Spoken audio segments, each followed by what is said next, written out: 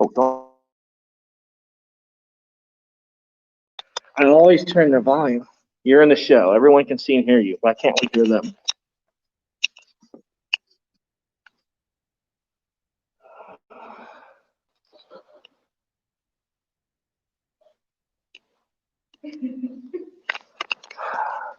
Why can't I hear?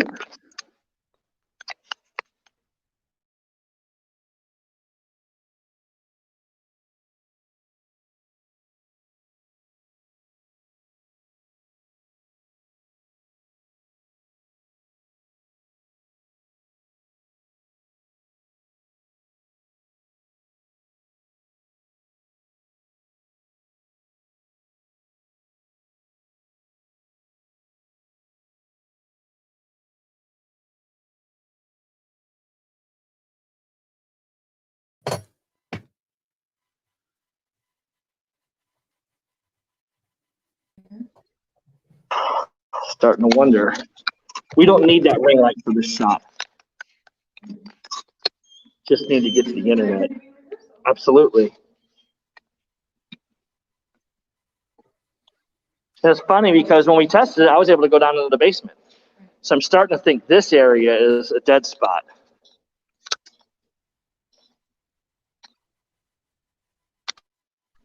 Hey, Terry, can you hear me? Nod up and down if you can. Yeah, I can hear you. Yes. Okay, thank you. I was losing my mind thinking that I wasn't in. It kept saying my internet's bad. So can you hear me okay? Yeah, I can hear you fine. All right. Yeah, Brian, are you ready to start? I am. All right, so we'll start with you and then go right to Freddie. Wait, I thought Freddie, so I'm starting the show? I'm sorry, Freddie starts and then Brian. Yeah. Okay, you want to just go ahead and start that part? Yep. Okay. Ready to go. Here we go in 3, 2, 1. Good evening, ladies and gentlemen, and welcome to a live broadcast of It's a Wonderful Life on WJOL, 1340 AM. Before we would begin, I would like to introduce to you Brian Foster, General Manager of Alpha Media. Good evening, everybody. Well, now this is different. So we wanted to do something special for you because we were not going to let anything get in the way of bringing what's become a 16-year tradition, 15-year tradition to the city of Joliet with the beautiful Rialto Theater and Alpha Media radio stations. It's always been my pleasure to greet you with a very quick message. And this message is all about sustainability. We need your help tonight to sustain this beautiful theater. We hear all the time about different businesses who are being impacted by this, and by all means, we have a lot of work to do to show support to our local businesses. But guys, nothing is more critical than supporting the arts right now. It's not about being able to let 200 people in or 100 people in. They're literally down to 0. So they have been shuttered all year, but their bills haven't. So even when we thought a couple of years back, we really need to step in and get involved, it's more critical than ever. So tonight, what you're going to see is our attempt to bring some humor and keep this tradition alive. Now, all evening, I'm going to be popping in asking you for donations. The scroll will have a link. Also, in all the social media tabs, if you're watching us on social media, there'll be a link there as well. Please, please, please, click it.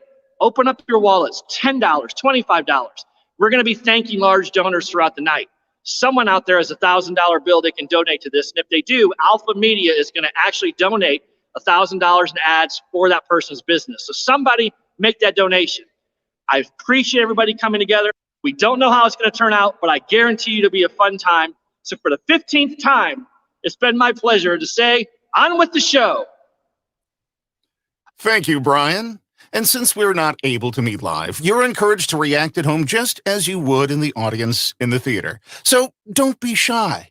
Feel free to applaud, laugh, swoon, cry just as loudly as the spirit moves you. And now, live from the stage of the magnificent Rialto Square Theater and from stages at homes all around our community, we bring you It's a Wonderful Life.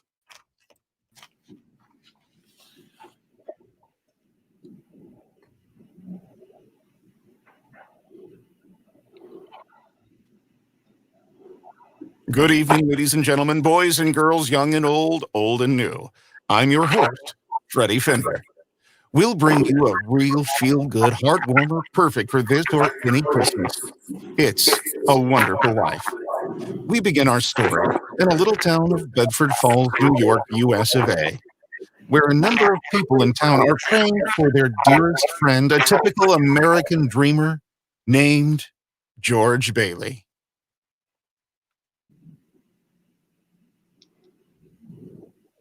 Dear God, please look over my husband, George.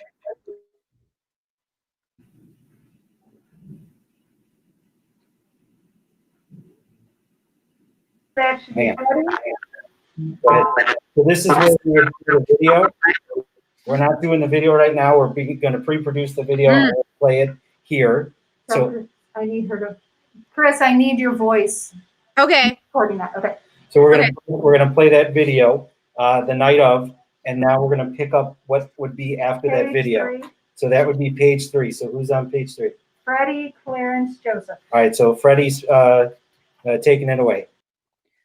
The voices carry heavenward, and Joseph, the superintendent of angels, summons Clarence, an apprentice angel. You sent for me, sir? Yes, Clarence. A man down on Earth needs your help. Splendid, splendid. Is he sick? No, worse. He's discouraged. At exactly 10:45 p.m. tonight, Earth time, that man will be thinking seriously of throwing away God's greatest gift. Oh, dear. His life?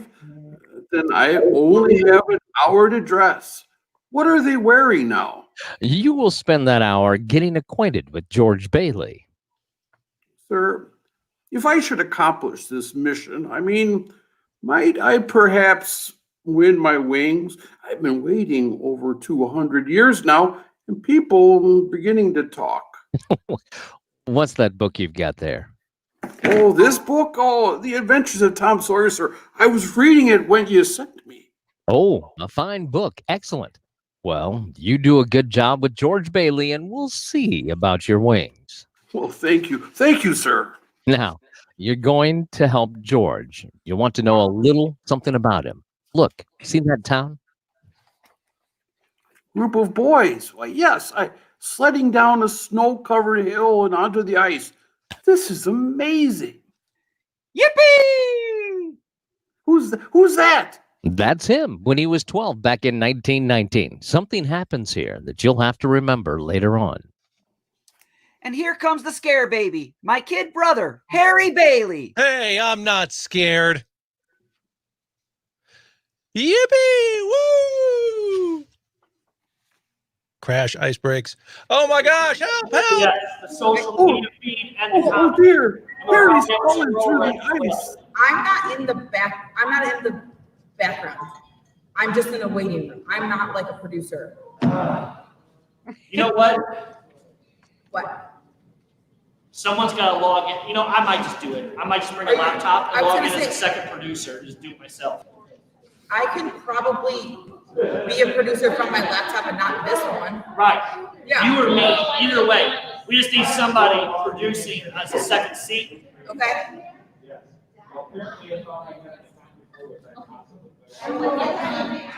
Should we keep going? Yeah, please keep going. Sure. Help! Help! Oh dear. Harry's falling through the ice. I'm coming, Harry. Make a chain, gang. A chain. So his brother fell through the ice, but George saved him. Yes, Clarence. And ever since, George has had a bad ear. All that icy water, you understand. You bad ear. Yes, sir. The other event came a few months later. George took an after-school job at Old Man Gower's drug store. It's me, Mr. Gower, George Bailey. You're late. Yes, sir. Hello, George. Hello, Mary. Hello, Violet. 2 cents for the shoelaces, Violet. Mary was here first. I'm still thinking. Shoelaces. Please, Georgie. I like him. You like every boy. What's wrong with that? Here you are. I was just thinking. Bye, Georgie. See you later, Mary. Made up your mind yet, Mary? I'll take chocolate. With coconuts? Well, I don't like coconuts. You don't like coconuts? Say, brainless, don't you know where coconuts come from? Look at here. From Tahiti, the Fiji Islands, the Coral Sea. What's that you've got there?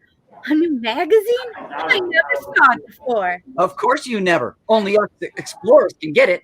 I've been nominated for membership in the National Geographic Society. Let me get your ice cream. Is this the ear you can't hear on? Oh, George Bailey, I'll love you till the day I die. I'm going out exploring someday. You watch.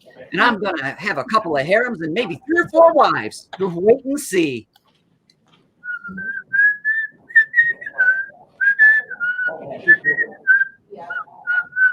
George! George! Yes, sir? You're not paid to be a canary. Yes, sir. Goodbye, George. Goodbye, Mary. What was that piece of paper that George just picked up? It's a telegram for Mr. Gower. He found out this morning that his son died of influenza.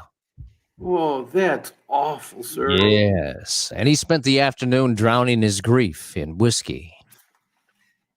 Mr. Gower, do you want something? Anything? No. Anything I can do back here? No. Well, I'll get them, sir. What's this bottle, Mr. Gower? Never mind that. Take those capsules over to Mrs. Blaine's. Yes, sir. They have the diphtheria there, haven't they, sir? Is it a charge, sir? Yes, charge. Mr. Gower, I think... Oh, get going. Yes, sir. Mr. Gower. What is it? Mr. Gower, that bottle you used, you put something wrong in those capsules. Who do you think you're talking to? You're hurting my sore ear. Did you hear what I said? Get out of here. Mr. Gower, you don't know what you're doing. You put something wrong in those capsules. I know you're unhappy. You got that telegram and you're upset. It wasn't your fault, Mr. Gower, but look, Mr. Gower, look. The bottle you used, this bottle to make up the capsules, it's poison. Poison? Oh, don't hurt my sore ear again. Poison? Oh, George, All I George. want is to make sure, Mr. Gower, I won't tell anyone. I know what you're feeling. I won't ever tell a soul. Hope to die, I won't. Oh, George. Did he ever tell anyone about those pills, sir? Not a soul. Did he ever marry the girl? Did he ever go exploring? We'll get to that soon enough, Clarence. When George Bailey grew up, he wanted to go to college, but there wasn't money. So he worked 4 years in the Building and Loan Association. Building and Loan Association? George's father was in the building and the loan business, along with George's uncle, Billy.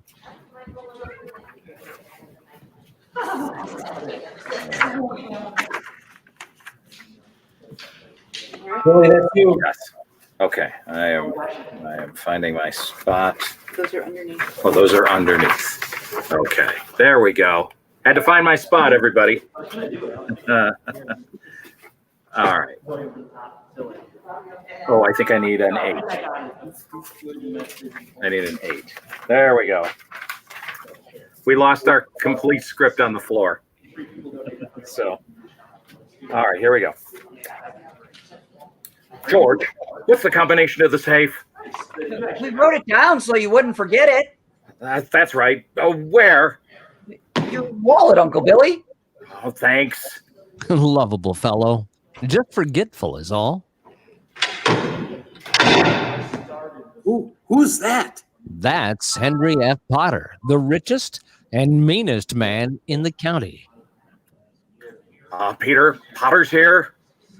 Mr. Bailey, Mr. Bailey, there's nothing quite so lonesome as a family business. Now, you know, just schedule. A family to evict at 3.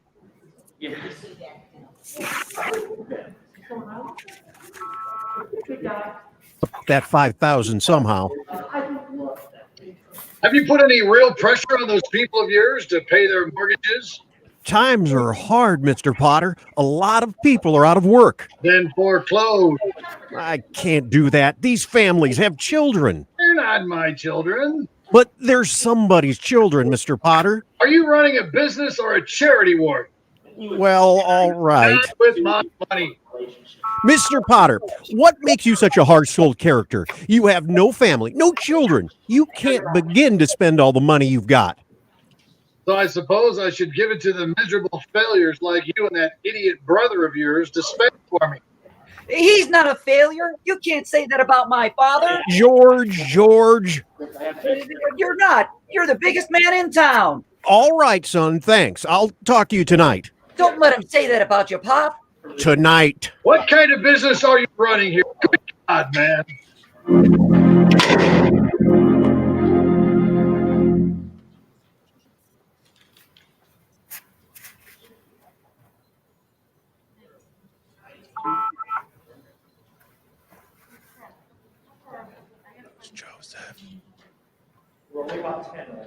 Boss, we can't hear you, boss. Can you hear me now? There you go. I won't hit that other button. George worked for his father, saving enough to see him through university.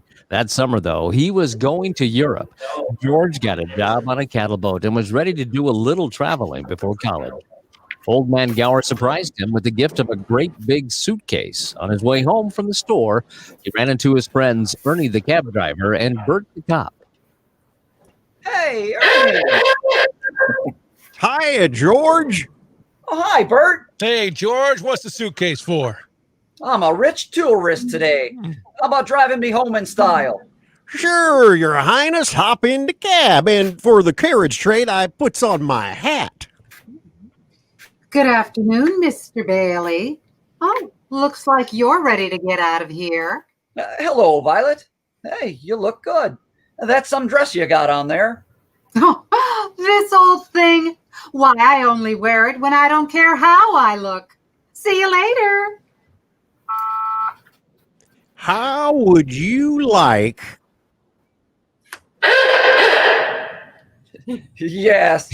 Want to come along, Bert? We'll show you the town.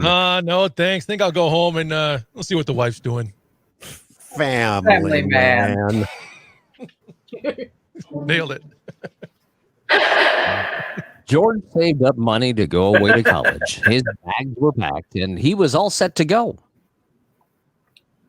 Boy, oh boy, oh boy. It's hard to realize it's the last night in the Bailey boarding house. We're sure going to miss you, George.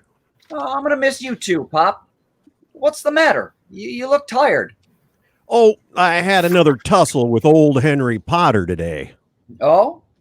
I thought when we put him on the board of directors, he'd ease up on us. I wonder what's eating that old money-grubbing buzzard anyway. Oh, he's a sick man, frustrated and sick. Sick in his mind, sick in his soul, if he has one. Hates everybody that has anything he can't have. Hates us mostly, I guess. Hey, George, can I borrow your tuxedo studs? Yeah, help yourself, Harry. Oh, where are they? Are they in your suitcase?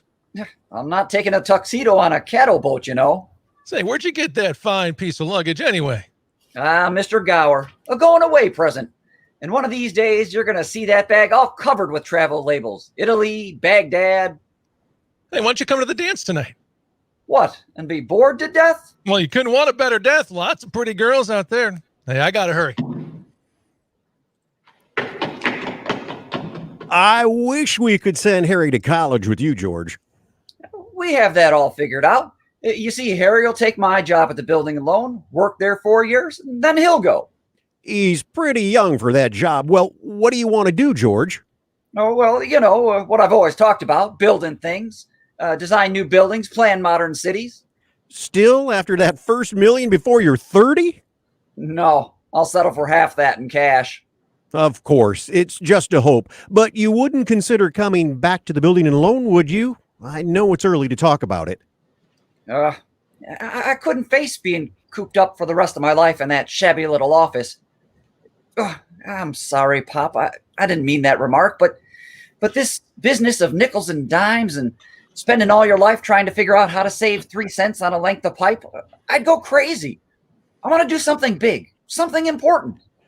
You know, George, I feel that in a small way we're doing something important, satisfying a fundamental urge. It's not too much for a man to want his own roof and walls and fireplace, and we're helping him get those things in our shabby little office. I know, Dad. I wish I felt, but I've been hoarding pennies like a miser my whole life in order to. Most of my friends have already finished college. I just feel like if I didn't get away, I'd bust.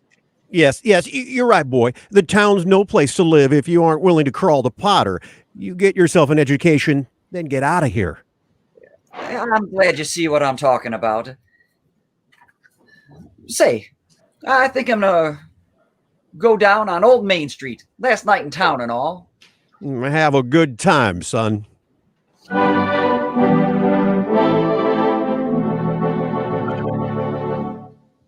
Sir, who's that? Why, that is Violet Bick.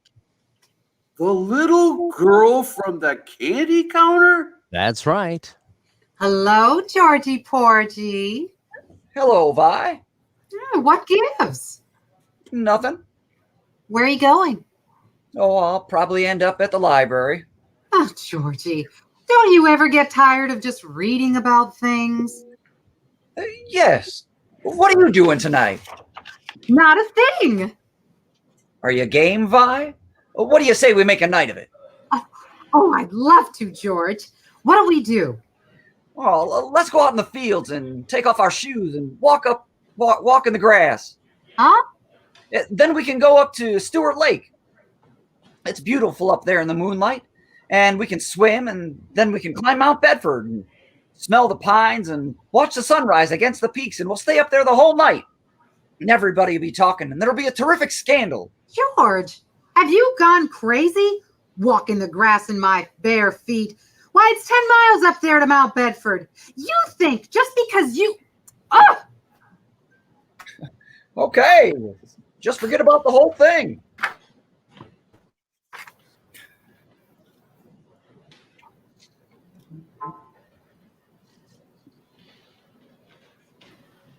Childers, it's you, Sam, right? Okay, we popped out. There you go. Forget about what, George? Oh, nothing, Sam. You remember Mary, don't you? Say, you wouldn't mind walking Mary home, would you, George? Oh, of course not. It's okay with you, Mary. Fine by me. Great, thanks.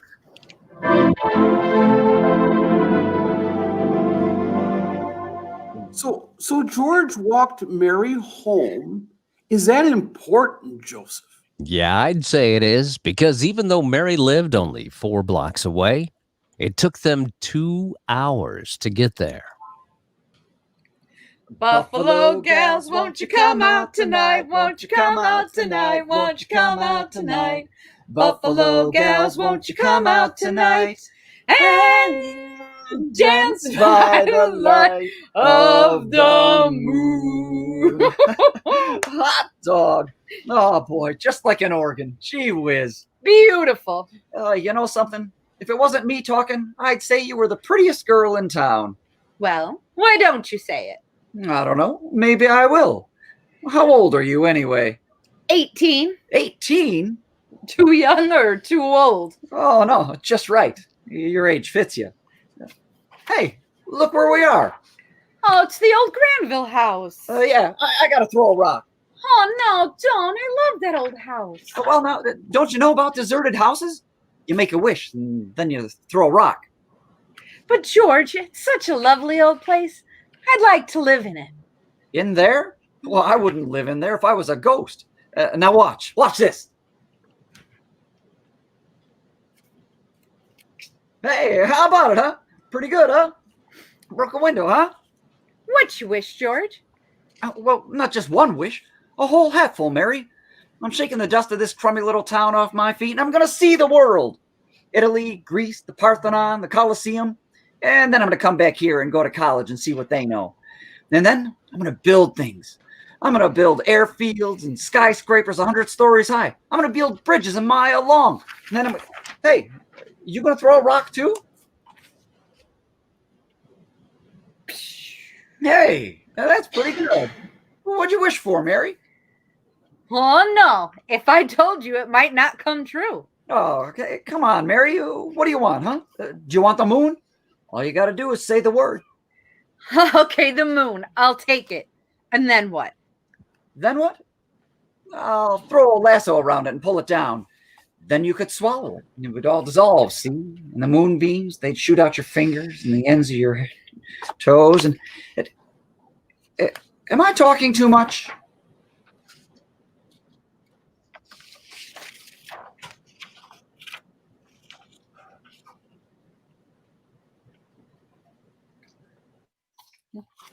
All right, we don't have Evan.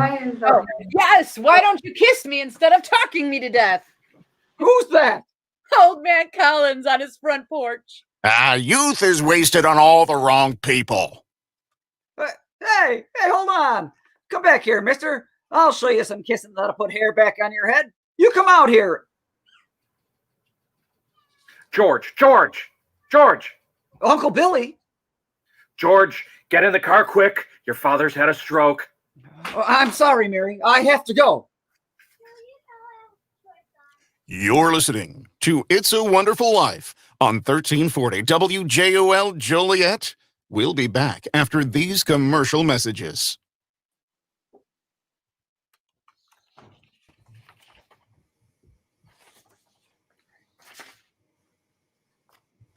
All right, hang on. We're going to do the commercial break here. Okay. Do we need to leave studio, or are you just going to bump us out of the way? I don't know yet. I don't know who's doing commercials. I got Monica from the World. I don't know who does Darcy. Jess is supposed to be, and I think she's on Foster's phone. And Monica does Wendy World. Okay, thank you. When he says WJOL, you're going to come to me. I'm going to go first, and then I'm going to say back to you, Freddie, and then from there we go to the commercials. And Evan's coming up next, so you definitely don't need Rick yet. We need to get rid of Rick. All right, so Evan's coming up, but we don't have room for him, so we got to drop a few people. Rick, I'm going to drop you for right now. I can't see who's in there. So Freddie, when we're ready, cue back to you're listening to the 1340 is a Wonderful Life, blah, blah, blah, blah, and I'll take over. All right, so I'm going to George and Mary. Yeah. But leave Brian in the room because it's going to go to Jess on Brian's phone doing the Darcy ad, and then it'll flip to Window World with Monica. Okay, so we want Freddie to introduce, or it's going to go Freddie and then Brian to Monica. Brian to Jess on my phone, Jess to Monica. Right, gotcha. Okay. Yep. Okay. Oh wait, you know what? No. It really should be the Darcy ad first. So Brian is going to introduce Jess, and they'll be on the same phone, and then it'll go to Monica, and then carry on from there. So go ahead and cue back to you're listening to WJOL 1340 blah blah blah. Okay. You're listening to It's a Wonderful Life on 1340 WJOL Joliet. We'll be right back after these commercial messages. Well, how's it going? Pretty good, huh? We've already seen a couple improvisations. We've taken some third parties to first parties, and we've thought quickly on our feet. But this is where we need your help. As you can see the scroll below, we are doing this to raise money for the Rialto. Yes, every year our staff has the best time doing it, but we don't do it for any other reason at the end of the day except to raise money to keep this beautiful Rialto beautiful. And guys, seriously, where are you going to find this anywhere else in the region but here in downtown Joliet? We got to do the work. We got to put the money in. Again, hit up this scroll. Look over on the right. If you're watching on social media, in the comment section, there's going to be a link. I want to thank Bob S., Judy P., Rick C. They've all donated $100 or more. I know that $1,000 gift is still out there. What business owner is going to take us up on it? You get $1,000 of free ads just for doing it. So far, we've done a really good job, but we need to keep going. Please, I'm going to see you a couple more times before the night's out, but make this the moment. You click on a link, $5, $10, anything you can do to help keep the Rialto beautiful. Now, going to get out of the way. Back to the show. Jess, come on in. Dear Darcy Buick GMC, one of Santa's elves here, and let's just leave it at that, okay? This request has to stay between us. Thing is, the big man needs a set of wheels, and I hear you are the folks to see about that. You've been selling GMCs for nearly 30 years and scooping up prestigious awards all along the way. I don't want this getting back to our team of reindeer, but the trips from the workshop to the Candy Castle are awfully cold sometimes. And between you and I, Santa could do with a little style. I'm looking at the all-new 2021 GMC Yukon on DarcyBuickGMC.com. With all that space, Santa, our tools, and just about my whole crew could fit in there. Let's talk. Sincerely, a little guy with a big wish. P.S. We'll call it a Yulcon. At Window World of Joliet, they trust their windows so much that they guarantee them for life. Seriously, buy your windows from Window World once, and you will never have to buy windows again. They'll cover any damage, including labor, as long as you own your home. So whether your home is at 320 Sycamore in Bedford Falls or here in the greater Joliet area, get your windows for life. A wonderful life. From Window World of Joliet. Window World, simply the best for less. Welcome back, live from the Rialto Square Theater. It's a Wonderful Life on 1340 WJOL, Joliet.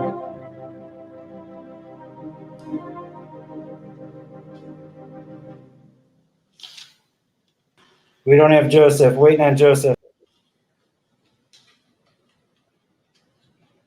George's father died that night, Clarence. So, of course, George couldn't go to Europe. But that fall, just as he was ready to leave for college, the directors of the building and loan held a meeting. They were going to appoint a successor.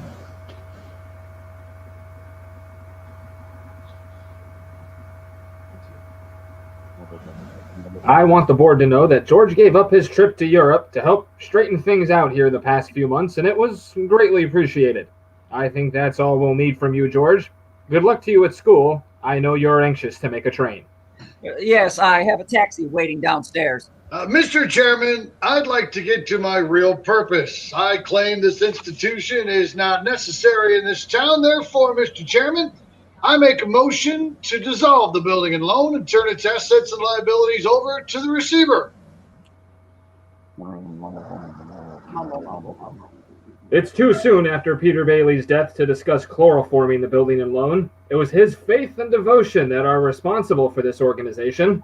I'll go further than that. I'll say that to the public, Peter Bailey was the building and loan. Oh, that's fine, Potter, coming from you, especially because you probably drove him to his grave. Peter Bailey was not a businessman. That's what killed him. I don't mean any disrespect to him, God rest his soul. He was a man of high ideals, so-called. But ideals without common sense can ruin this town. What does that get us? A discontented, lazy rabble instead of a thrifty working class. And all because a few starry-eyed dreamers like Peter Bailey stir them up and fill their heads with a lot of impossible hooey. Now I say... Just a minute. Now, hold on, Mr. Potter. You're right when you say my father was no businessman. I know that. Why he ever started this cheap penny-ante building and loan, I'll never know. But neither you nor anybody else can say anything against his character because his whole life was... In the 25 years since he and Uncle Billy started this thing, he never once thought of himself. Isn't that right, Uncle Billy? You got that right. He didn't save enough money to send Harry to school, let alone me.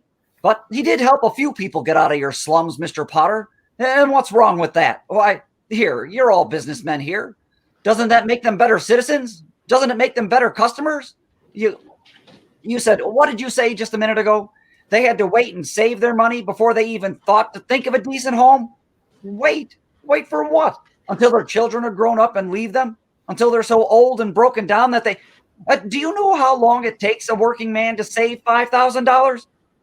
Just remember this, Mr. Potter. This rebel you're talking about, they do most of the working and paying and living and dying in this community. Well, is it too much to have them work and pay and live and die in a couple of decent rooms and a bath?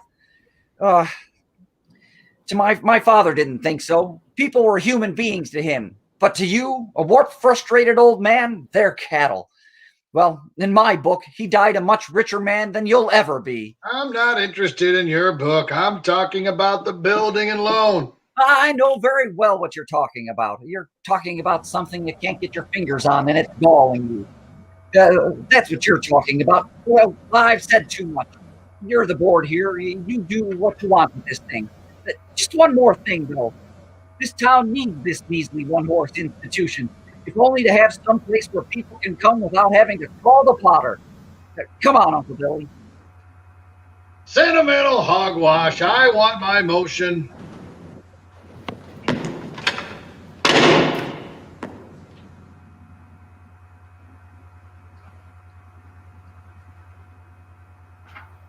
That's Matilda. Jen?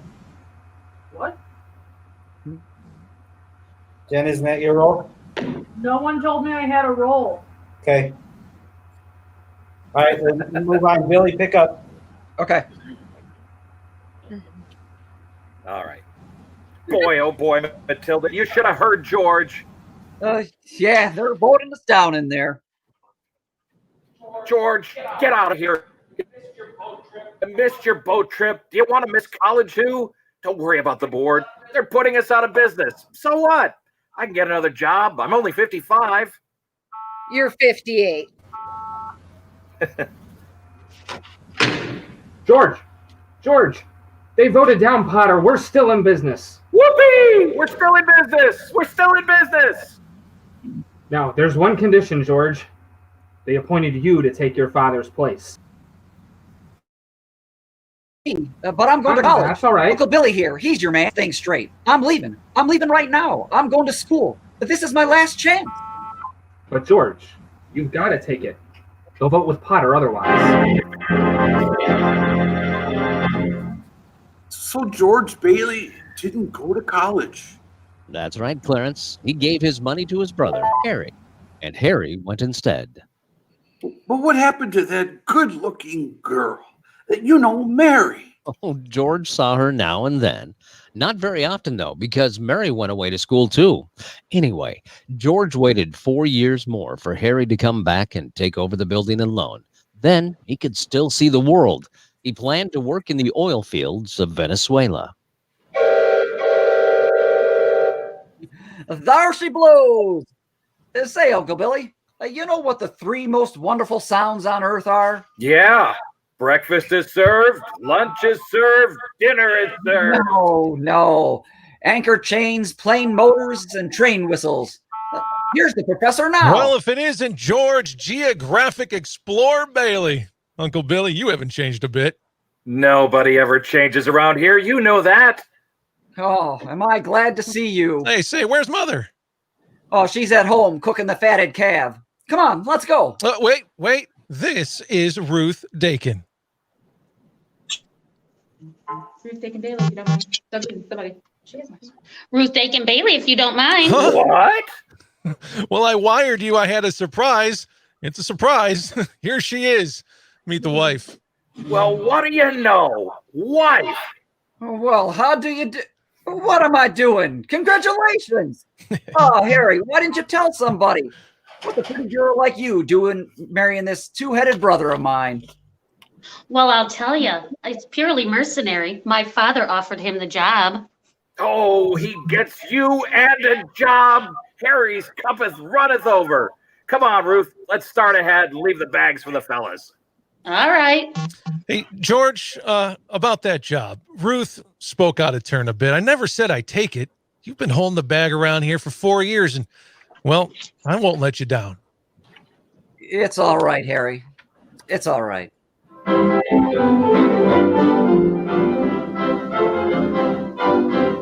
And that night, the homecoming for Harry became his wedding party. Uncle Billy familiarized himself with the spirits. Boy, oh boy, I feel so good. I can spit in Potter's eye. You know what? I think I will. What do you say? Maybe I should go home. Just point me in the right direction. Right down there. That way, huh? Okay, old building alone pal. I'll see you later. I'm all right. I'm all right.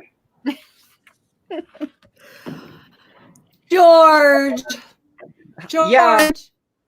I'm out here on the porch, Mother. I just thought I'd get some air.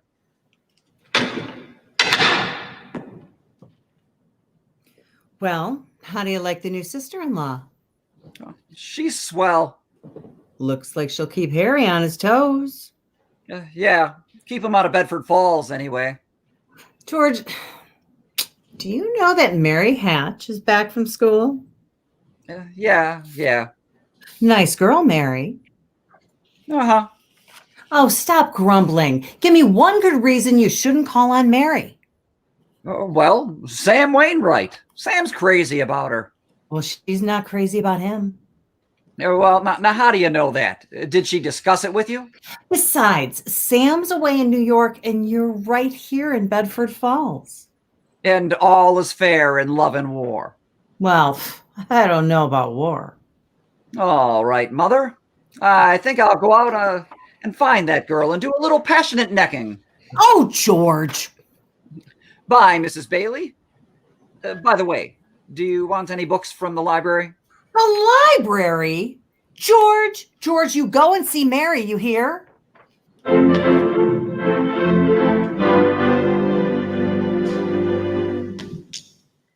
Hello, George. Hello, Mary. I just happened to be passing by. Your mother just phoned and said you were on your way over to pay me a visit. My mother just called you. Well, how did she know? Didn't you tell her? I didn't tell anybody. Just went for a walk and happened to be passing by. Went for a walk, that's all. When did you get back? Tuesday. Would you like to come in? Well, I guess, since I'm here. Say, where'd you get that dress? Do you like it? Well, it's all right. I thought you'd go back to New York with Sam and Francie and the rest of them. Oh, I worked there a couple of vacations, but I don't know. I guess I was homesick. Homesick? For Bedford Falls? Yes, and my family and everything. Would you like to sit down? All right. For a minute. I still can't understand it, though. I didn't tell anybody I was coming here. Would you rather leave? No, I don't want to be rude. It was nice about Harry and Ruth, wasn't it? Oh, yeah, that's all right. Don't you like her? Well, of course I like her. She's a peach. Oh, it's just marriage in general you're not enthusiastic about. No, marriage is okay for Harry and Sam Wainwright and you. Mary! Mary! Who's out there with you? It's George Bailey, Mother. George Bailey? What does he want? I don't know. What do you want, George? Me? Not a thing. I just came in to get warm. He's making violent love to me, Mother. Oh, you tell him to go right back home. You don't leave the house. Sam Wainwright promised to call from New York tonight, didn't he? Your mother I didn't come here for... What did you come here for? No, I don't know. You tell me. You're supposed to be the one who has all the answers. You tell me. Oh, why don't you go home? Oh, that's where I'm going. I don't know why I came here in the first place. Mary! The telephone! Mary! It's Sam! I'll get it. Hee-haw! Hello, Sam. How are you? Oh, great. Gee, it's so good to hear your voice again. Oh, well, that's awfully sweet of you, Sam. There's an old friend of yours here, George Bailey. Oh, you mean old Mossback George? Yes, old Mossback George. Hee-haw, put him on. Wait a minute, I'll call him. George! He doesn't want to speak to George, you idiot! He does so. He asked for him. George, Sam wants to speak to you. Hello, Sam. Hey, fine pal you are. What are you trying to do? Steal my Goyle? What do you mean? Nobody's trying to steal your girl. No, wait a minute. I want to talk to both of you. Tell Mary to get on the extension. Mother's on the extension. I'm not! No!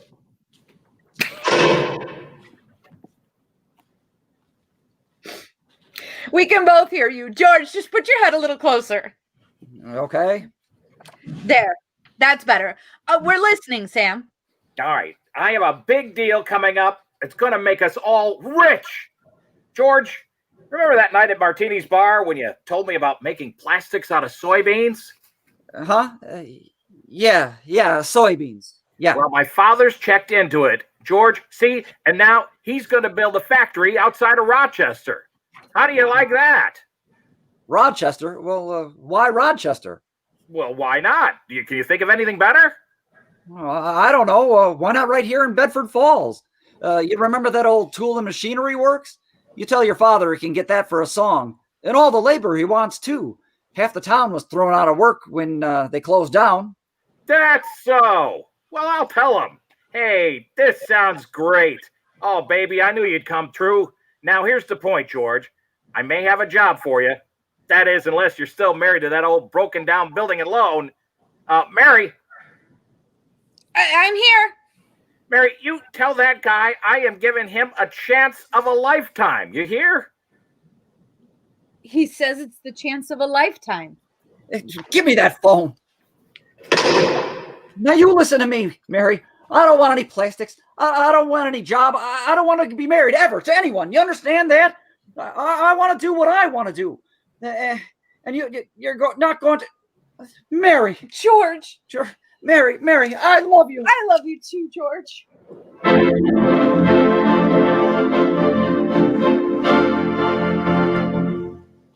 We'll return to 1340 WJOL Joliet's presentation of It's a Wonderful Life in just a few moments. But first, gentlemen, does your hair resemble a dried out bird's nest full of dandruff flakes? Do you plaster your hair down like a cheap gigolo, smelling to high heaven? Ew, what a stink! When girls get a gander at the tip-top of your noggin, do they go? Ew! Well, here's a friendly hint that just may help you out in the romance department. Starting tomorrow, why not try Bremel Hair Tonic? Yes, sirree. You'll be heading for success with Bremel groomed hair. A success with the gals and on the job. Bremel always keeps hair looking mighty attractive, always in place. A real sex appealer.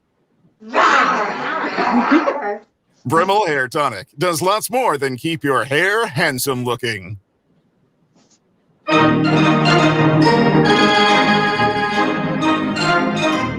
Hair tonic, make your little finger nice clean. A little tap will do ya. All the pretty girls woo! Not only will dames love it, your brother will shout out with glee. Grandma will hair tonic. Your hands are pretty. Buy some Bremel today. Your hair will thank you. And now back to It's a Wonderful Life.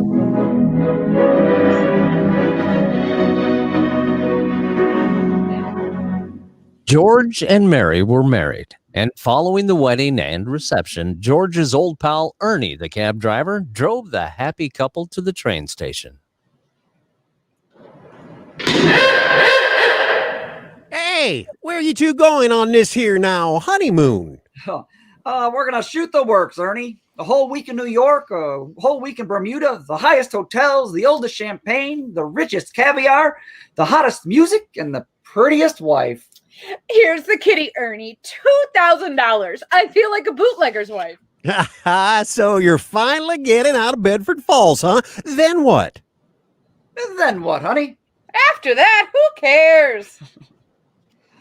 Oh, that does it. Hey, Mrs. Bailey. I haven't kissed you since... Hey, George, there's something funny going on over there. Look over there at the bank. It looks like a run. Pull over a minute, will you, Ernie? George, let's not stop. Let's go, please. Let's go straight to the station. Now, wait a minute. I better see what it is. I'll be right back. George, please. George.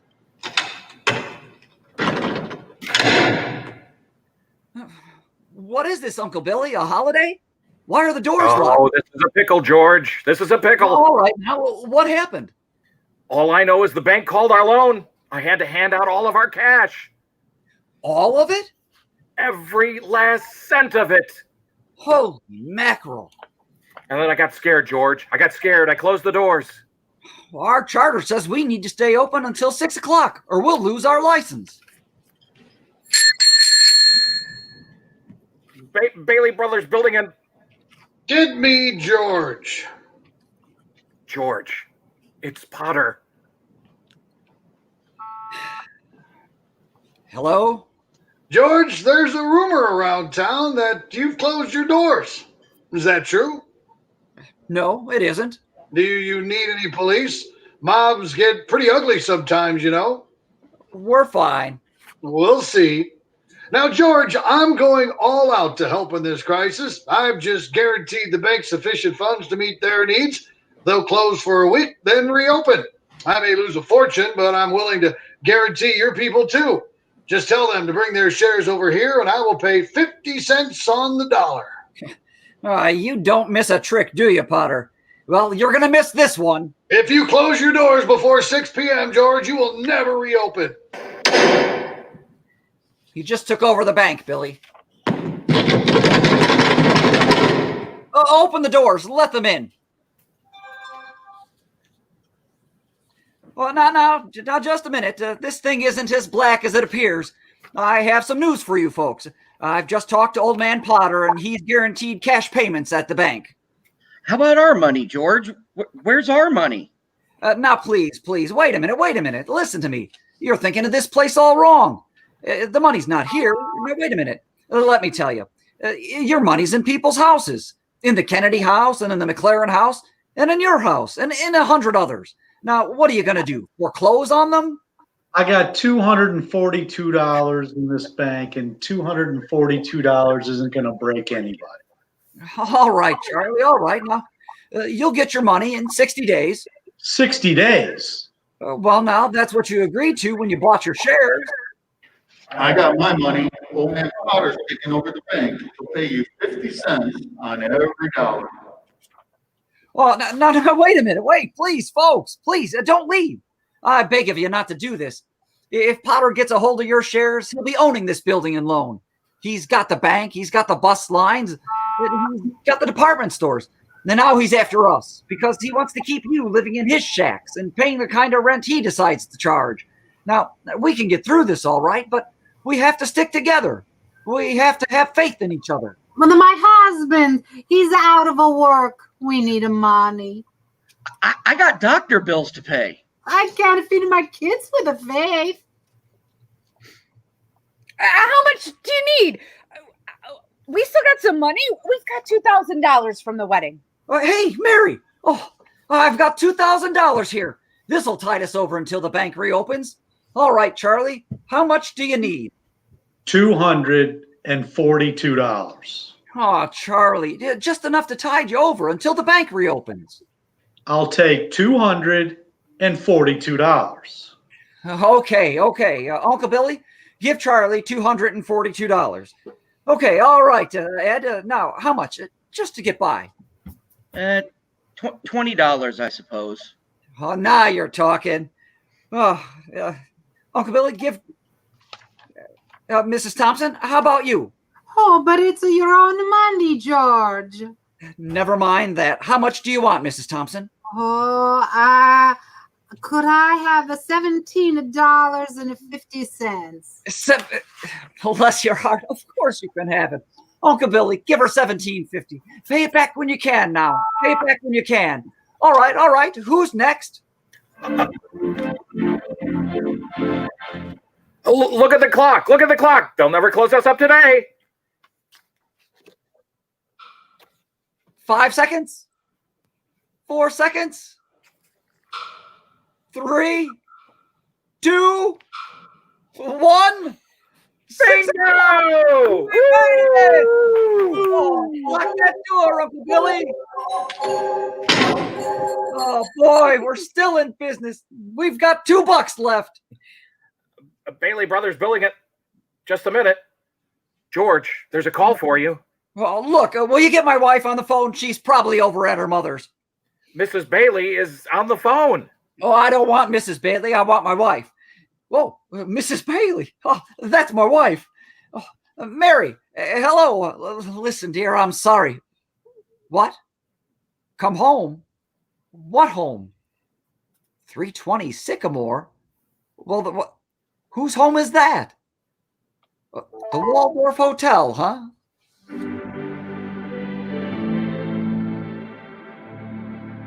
Oh no. Number 320 Sycamore was the old Granville house, the one George and Mary threw rocks at and made bushes. Mary had prepared the house, including a turkey dinner, romantic decorations, and even a marriage bed. Welcome home, Mr. Bailey. Well, I'll be. Remember the night we broke the windows in this old house?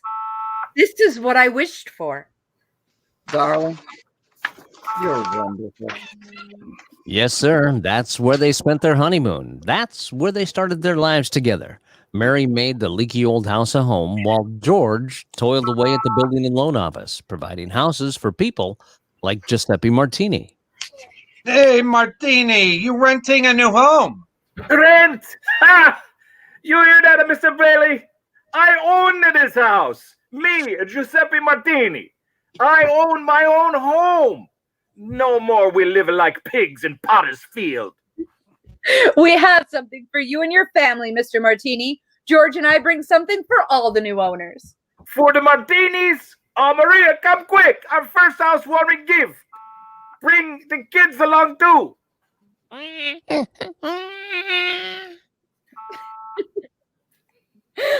Bread, so this house may never know hunger. Salt, that life may always have flavor.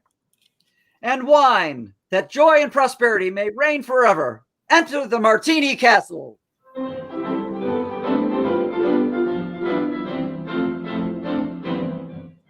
Bailey houses were popping up all over the place, mostly owned by people that used to live in Potter's Field. And Potter had had just about enough of that. So, after a couple of years, old man Potter decided to call our George into his office. Sit down, George. Sit down. Have a cigar? Thank you, sir. Quite a cigar, Mr. Potter. Like it? I'll send you a box. Well, I suppose I'll find out sooner or later, but just what exactly did you want to see me about? Now, George, that's what I like about you so much. George, I'm an old man, and most people hate me, but I don't like them either, so that makes it all even. And you know as well as I do that I run practically everything in this town but the Bailey Building and Loan. You know also that for a number of years I've been trying to get control of it or kill it, but I haven't been able to do it. You have been stopping me. In fact, you have beaten me, George, and that takes some doing. Take during the Depression, for instance. You and I were the only ones that kept our heads. You saved the building and loan, and I saved the rest. Yes, well, most people would say you stole all the rest. The envious ones say that, George. The suckers. Now, let's look at your side. Young man, 27, 28, married, say 40 a week. 45. 45. 45. Now, if you were some ordinary yokel, I would say you were doing just fine. But George Bailey is intelligent, ambitious. He hates the building and loan almost as much as I do.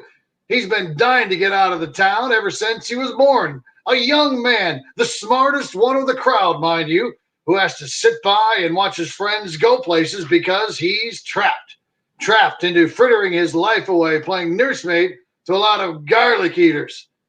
Do I paint a correct picture, George, or do I exaggerate? What's your point, Mr. Potter? My point is you're the only man in town who's licked me.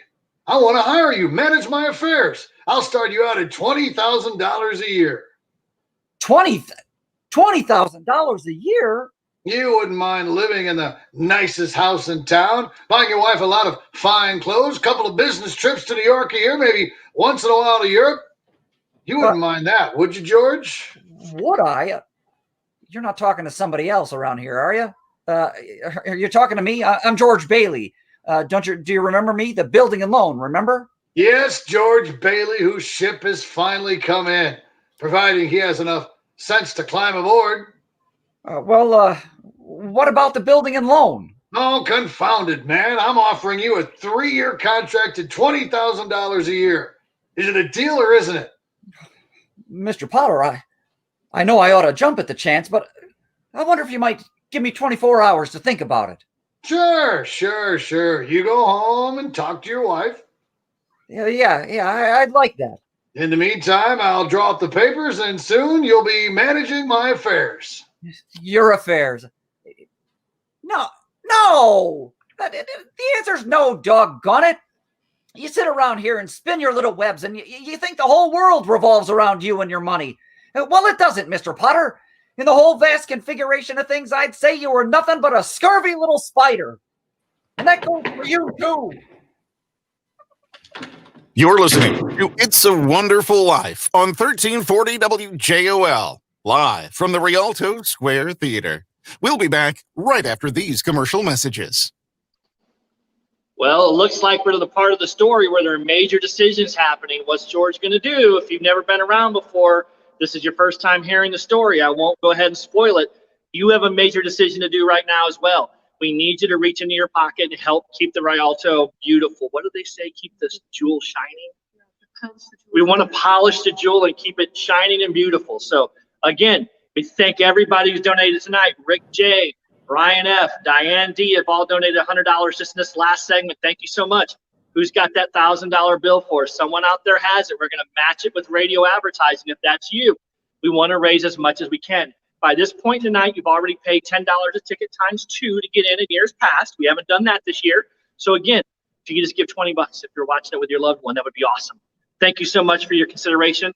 Without further ado, let's get back to the show.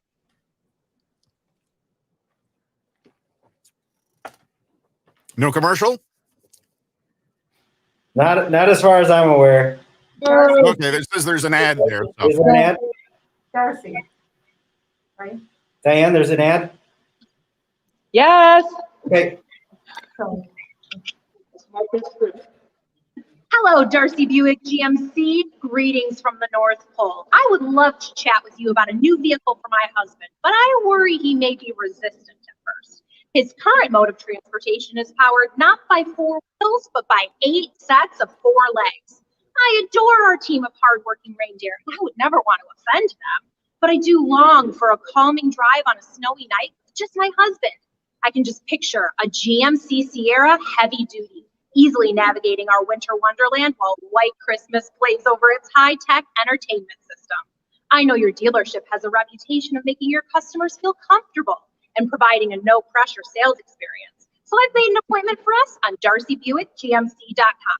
Talk soon, Mrs. Claus. P.S. We'll call it our Chirera. Welcome back, live from the Rialto Square Theater. And it's a Wonderful Life on 1340 WJOL, Joliet. What did Mr. Potter want, George? Nothing. Just talk. Nothing.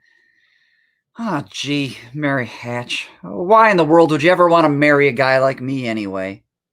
To keep from being an old maid. I was going to see the world. I was going to build things. I was going to give you the moon.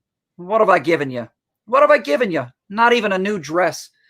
Not for months. You could have married Sam Wainwright or anybody else in town. Well, I didn't want to marry anybody else in town. I want my baby to look like you. You didn't even have a honeymoon. I promised you. Your what? My baby. You mean, Mary, you're on the nest? George Bailey Lasso Stork. Well, Mary had her baby, a boy. You don't say. Yes, and then she had a girl. What do you know? Night after night, George would come home late from the office. Things weren't good at the building and loan. Potter was really bearing down hard. Then came the war. Mary had another baby by then, but still had time to run the USO. Gower and Uncle Billy sold war bonds. Violet entertained the troops. Bert the cop was wounded in North Africa, got the Silver Star. Ernie, the taxi driver, parachuted into France. Harry Harry Bailey topped them all, a Navy flyer. He shot down 15 planes, 2 of them as they were about to crash into a transport full of soldiers. Yes, but George, what about George? George? 4F on account of his ear. George fought the Battle of Bedford Falls. Air raid warden, paper drives, scrap drives, rubber drives. On VE Day, he wept and prayed. On VJ Day, he wept and prayed again. Sir, we're getting pretty close to today, aren't we? Yes, Clarence. You know almost everything you have to know about George Bailey, except what happened that finds him down there at this moment, wanting to die. Well, sir, well? Well, today's the day before Christmas, and Billy is at the bank to make a deposit when he ran into Old Man Potter. What? Well, Mr. Potter, come to the bank to deposit the more. Sure, you old fool.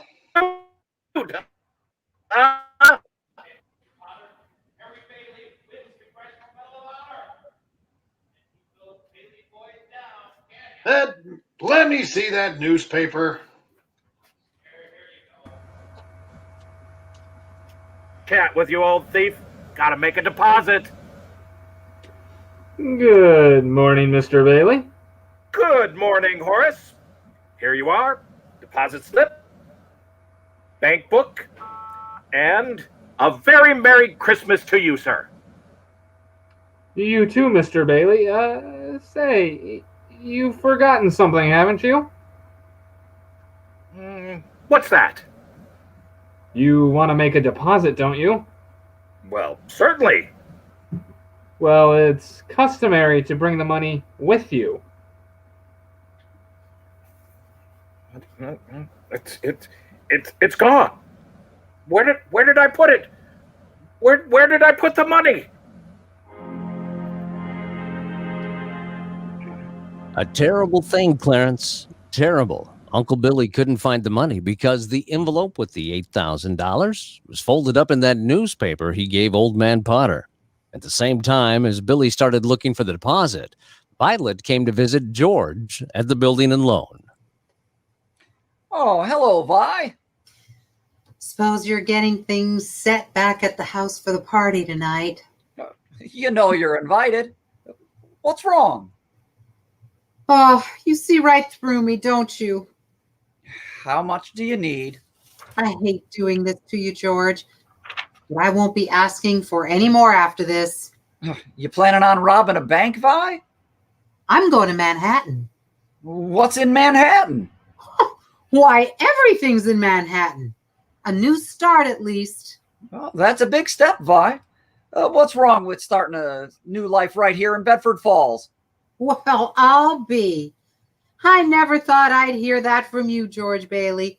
I thought you hated this place. I did, but this town has a charm of its own. You should give tours, maybe. I'm just thinking of you, Violet. Manhattan's a big place to be on your own. I've made my decision. There's a midnight train tonight, and I plan to be on it. It takes a lot of character to leave your hometown and start all over again. Here's some dough. No, George, don't. What do you want to do? Hawk your furs and that hat? What, do you want to walk to New York? You know, they charge for meals and rent up there the same as they do in Bedford Falls.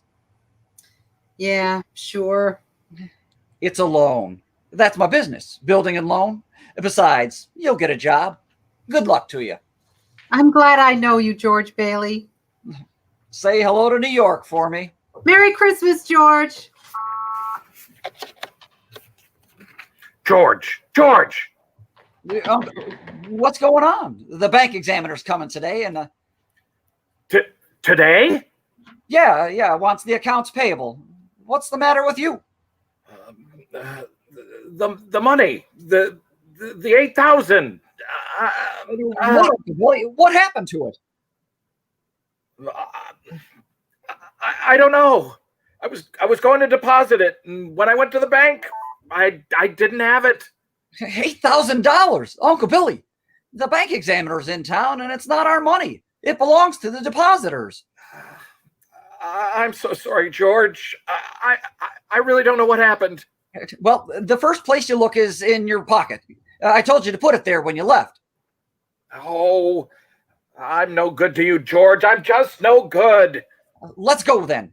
We'll have to retrace your steps. We'll leave no stone unturned.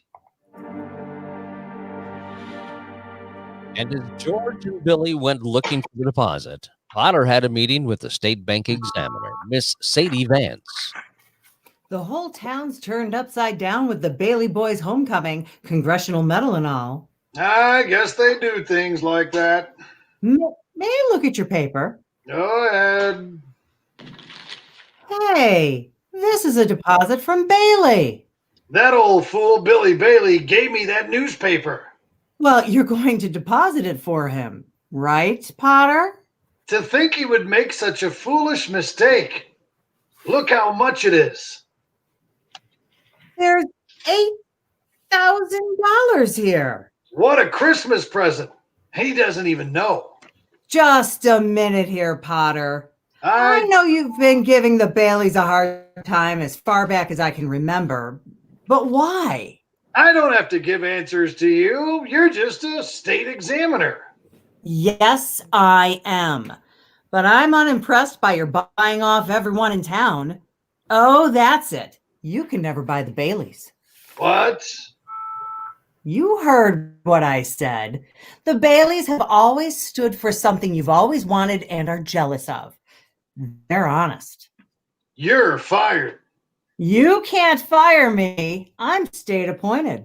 And what's more, I'm not going to turn my back. This is stealing from the Baileys. Something like this would certainly cause them to fold. Yes, and after 25 years, finders keepers. You know that. He gave me the money. It was his own fault. Besides, there's not a court in the county that would find me guilty. And we all know why.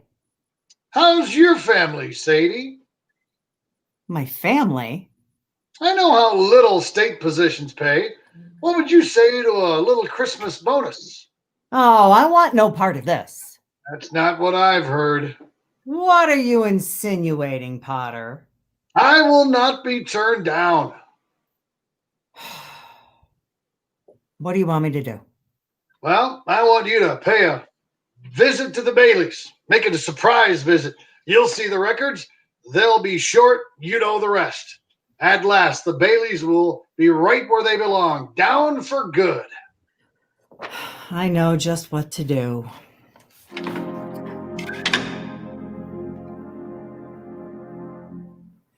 And did you put the envelope in your pocket? Yeah, maybe. Uncle Billy, we have to find that money. Oh, I'm no good to you, George. Do you have any secret hiding places here in the house? I've gone through the whole house, even in the rooms that have been locked ever since I lost your Aunt Laura. Listen to me. Think. I can't think anymore, George. It hurts. Where's that money, you stupid, silly old fool? Do you realize what this means? It means bankruptcy and scandal and prison. Well, one of us is going to jail, and it's not going to be me.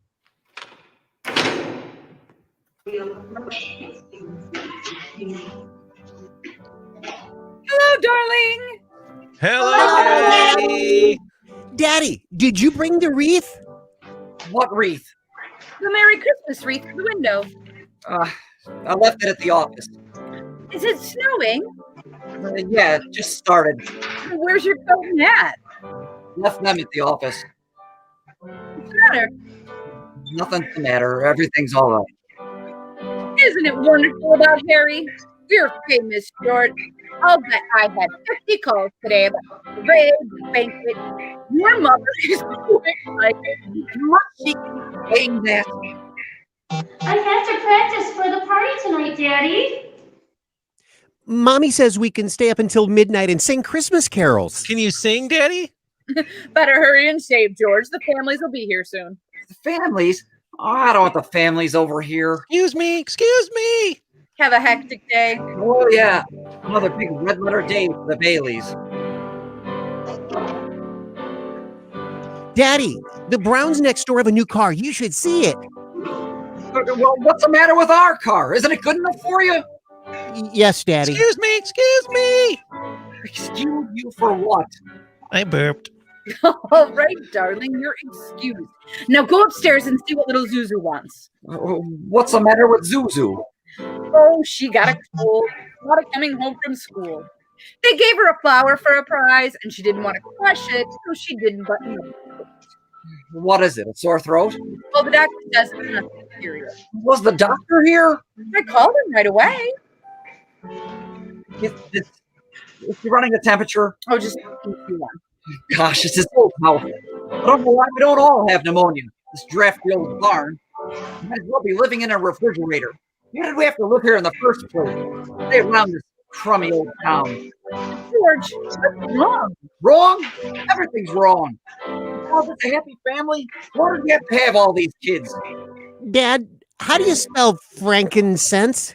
I don't know. Ask your mother. Where are you going? Up to see Zuzu. Hi, Daddy. Well, what happened to you? I want a flower. Where do you think you're going? Want to give my flower a drink? Here, give Daddy the flower. I'll give it a drink. Look, Daddy, some of the petals fell off. Paste it on. Yeah, all right. Now I'll paste this together. There. There it is. As good as new. Give the flower a drink? Now, will you do something for me? What? Will you try to get some sleep? I'm not sleepy. I want to look at my flower. I know. But you can go to sleep and then you can dream about it, and it'll be a whole garden. It will? Uh-huh. Telephone! Telephone! Oh, get it? Hello? Yes, this is Mrs. Bailey. Oh, thank you, Mrs. Wells. The doctor says she'll be out of bed in time for her Christmas dinner. Is that Zuzu's teacher? Yes. Let me speak to her. Hello, Mrs. Wells. This is George Bailey. Say, what kind of teacher are you anyway? What do you mean sending her home like that, half naked? Sure. Is this the sort of thing that have teachers like you? Silly, stupid, careless people who send our kids home without any clothes on? Oh, that's stupid. Hello, Mrs. Wells. I want to apologize. Hello? Hello? I'll hang her up. So who do you think you are? Wait a minute. Hello? Who is this? Oh, Mr. Wells. Okay, that's fine, Mr. Wells. Gives me a chance to tell you what I really think of your wife. Sure. Well, you get out of here and let me handle this. Hello? Oh, you will, huh? Okay, Mr. Welch. Anytime you think you're a man. Hello? Oh. Daddy, how do you spell hallelujah? What do you think I am, a dictionary? Janie, haven't you learned that silly tune yet? You keep playing it over and over again. Now stop it. Stop it. George, what are you doing? I'm sorry, Mary. Janie, I'm sorry. I didn't mean it. You go on and practice. Pete, I owe you an apology too. I'm sorry. Now, what did you want to know? Nothing, Daddy. Well, what's the matter with everybody? Janie, go on. I told you to practice. Now go on, play. Oh, Daddy. George, why must you torture the children? Why don't you... Mary. Where's Daddy going? Bedford 247, please. Is Daddy in trouble? Yes, Pete. Should I pray for him? Yes, Janie, pray. Pray very hard. Me too? You too, Tommy. Hello, Uncle Billy?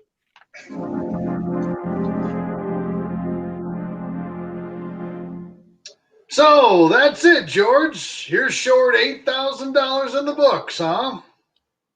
Please, Mr. Potter, I'll pay any sort of interest if you still want the building and loan. You say it was lost. Did you notify the police? No, sir, I haven't done that yet. Harry's homecoming tomorrow. Oh, why did you come to me? What about your good friend Sam Wainwright? I can't get a hold of him. He's in Europe. What kind of security would I have, George? What collateral? I have some life insurance, a $15,000 policy. How much is your equity in it? $500. And you want $8,000? Look at you. You used to be so cocky. You were going to go out and conquer the world. You once called me a warped, frustrated old man. What are you but a warped, frustrated young man crawling in here on your hands and knees for help? No securities, no stocks, no bonds. You're worth more dead than you are alive. Why don't you go to that riffraff you love so much and ask them for help? I'll do anything, Mr. Potter. Please help me. My wife and kids. Well, you know what I'm going to do for you. As a stockholder of the building and loan, I'm calling the state examiner to get a warrant for your arrest. Misappropriation of funds, manipulation, malfeasance. Mr. Potter, please, you can't. They can't arrest me. Go on and run, George. You can't hide in a little town like this. Merry Christmas.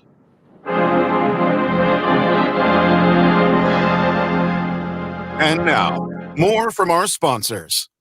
Are you guilty of careless driving because of windshield bug spots dulled your vision? Oh no.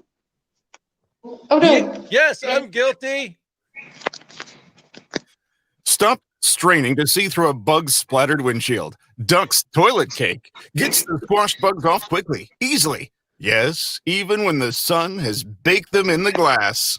Remember, you need clear vision as well as good brakes to avoid accidents. You'll find Duck's Toilet Cake leaves the glass polished so crystal clear, you'll hardly know it's there. I feel so much safer after I clean my windshield with Duck's Toilet Cake. It leaves no dangerous oily film to pick up dust and make night driving difficult. Duck's Toilet Cake, the soap of 100 uses. You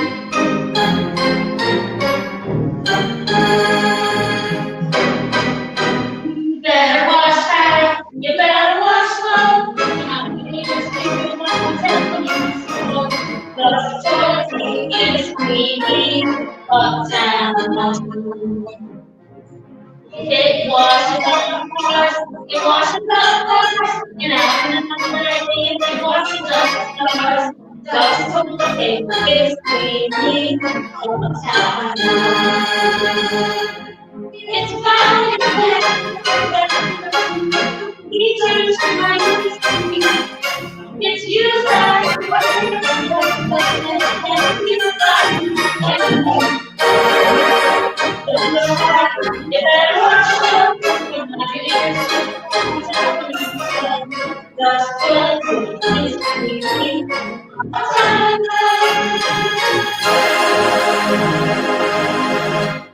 Buy a cake of Duck's Toilet Soap today. Keep it in your car. And now we return to It's a Wonderful Life.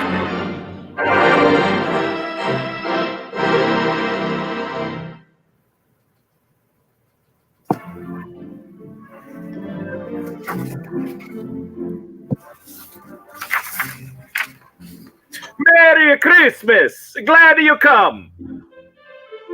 How about some of that good spaghetti? We've got everything. Where's George, sir? Where? After running out of Potter's office, George ended up at Martini's bar. He had a couple of drinks, Clarence. He's just sitting there. What did he say? Who is he? Shh.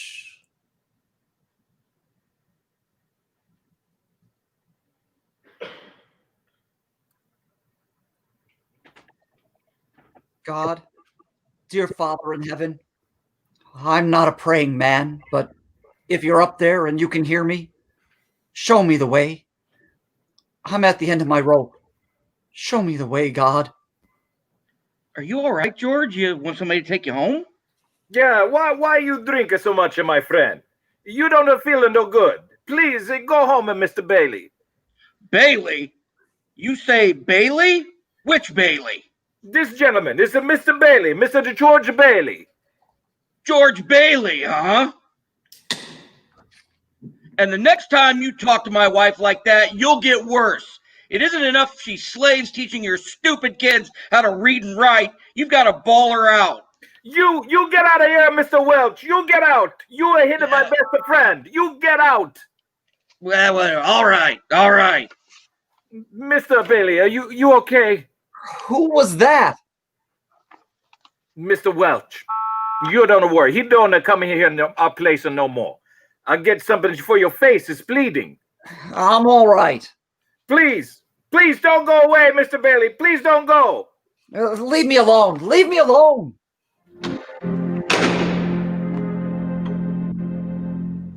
George is headed to the bridge now, Clarence. Can you see him? He looks like he's going to jump. It's time, Clarence.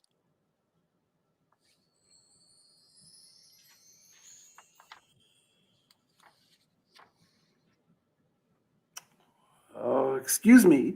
You there. Have you got the time? My watch is dead. Oh, that's just the same. Help! Help! Help! I can't swim! Hold on, mister. I'm coming. And the storm's not fit for man or beast. Now get out of the water. Are you two all right? Do you need a doctor? No, I'm all right. I'm fine. This underwear, I didn't have time to get anything stylish. My wife gave it to me on my last birthday. I passed away in it. Passed away? Oh, I see. My Tom Sawyer book is drying out too. Who? My book. I left in such a hurry. I brought Tom Sawyer with me. You should read the new book Mark Twain is working on now. How'd you happen to fall in? Oh, I jumped in. I jumped in to save you. You jumped in to save me? Well, I did, didn't I? You didn't go through with it, did you? Go through with what? Oh, suicide, of course. Hey, it's against the law to commit suicide around here. Oh, yes. It's against the law from where I come from, too. Well, where do you come from? Heaven. What? I had to act quickly, understand? That's why I jumped in. I knew if I were drowning, you would try to save me. And see, you did. And that's how I saved you. Oh, that's very funny. Your lip's bleeding, George. Yeah, I got a bust in the jaw in answer to a prayer. No, George. I'm the answer to your prayer. Now, how do you know my name? Oh, I know all about you. I've watched you grow up from a little boy. What are you, a mind reader or something? Oh, no. Well, who are you then? Oh, I'm Clarence Oddbody, AS2.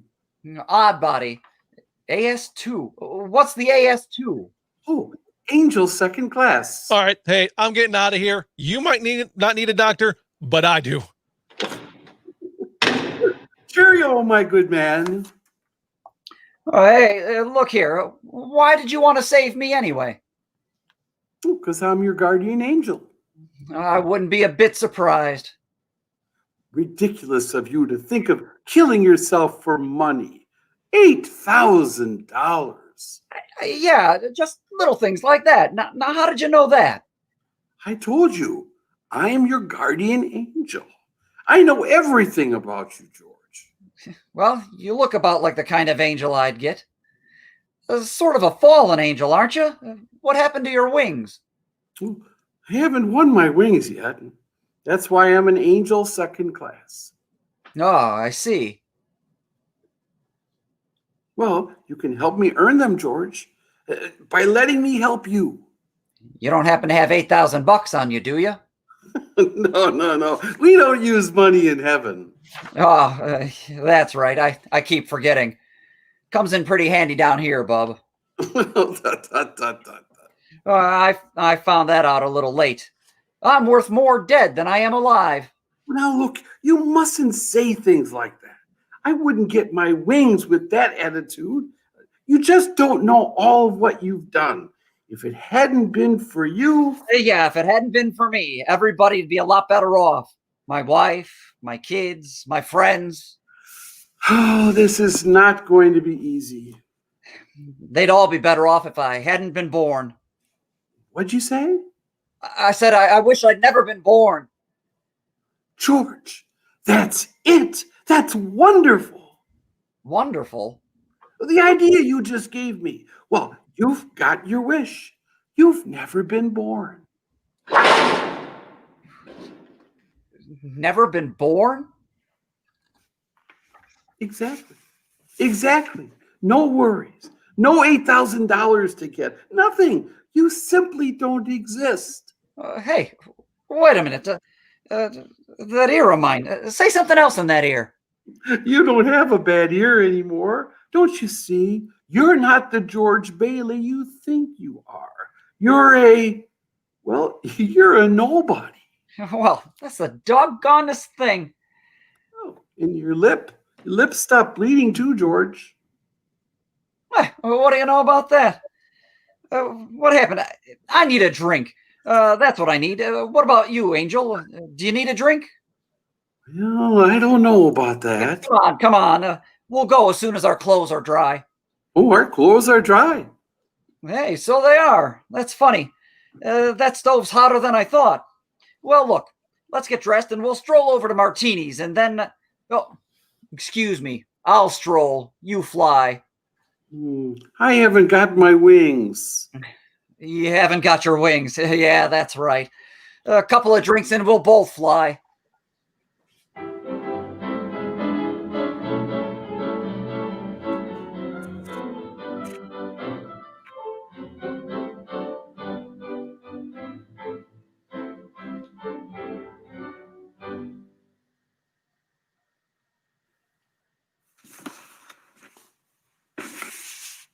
There's a place to sit down. Sit down. Hello, Nick. Clarence, welcome to the best bar in Bedford Falls.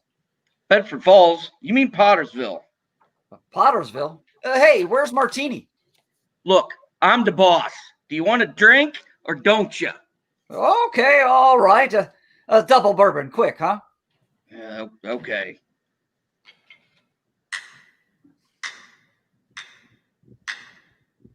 What's yours, bub? Well, I was just thinking about a mulled wine. Huh?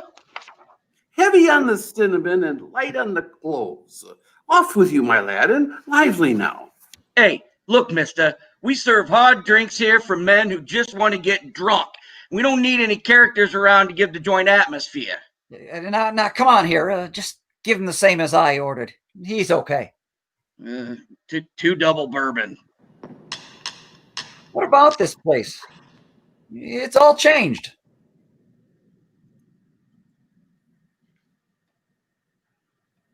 All of Bedford Falls has changed, George. You're having your wish. You've never been born. Well, there'll be a lot of things you've never seen before. Oh, good. Somebody's just made it. Made what? Well, every time you hear a bell ring, it means that some angel's got his wings. What'd you say? Look, Clarence, I don't think you better talk about angels around here. Don't they believe in angels? Yeah, they believe in them, but, it's just...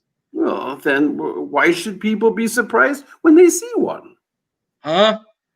Don't mind him, Nick. He just never grew up. How old are you anyway, Clarence? 293 next May. That does it. Out you two pixies go, through the door or out the window. Go on, get. Where's Martini? Will you tell him? Stop asking about Martini. He ain't here. Well. Look at who crawled out from whatever hole he's been hiding in. Hey, it's Mr. Gower. Hey, you, Rummy. Didn't I tell you to never come panhandling around here? George, look. Mr. Gower, this is George Bailey. Don't you know me? Will you buy me a drink, mister? Just one drink, mister? Binky, throw the Rummy out. You got it. You got it. No, no, please, no. Hey, Nick, isn't that Mr. Gower, the druggist? That rumhead spent 20 years in jail for poisoning some kid. If you know him, you must be a jail bud yourself. Pinky, here's 2 more. Get him out of here. You's got it, boss.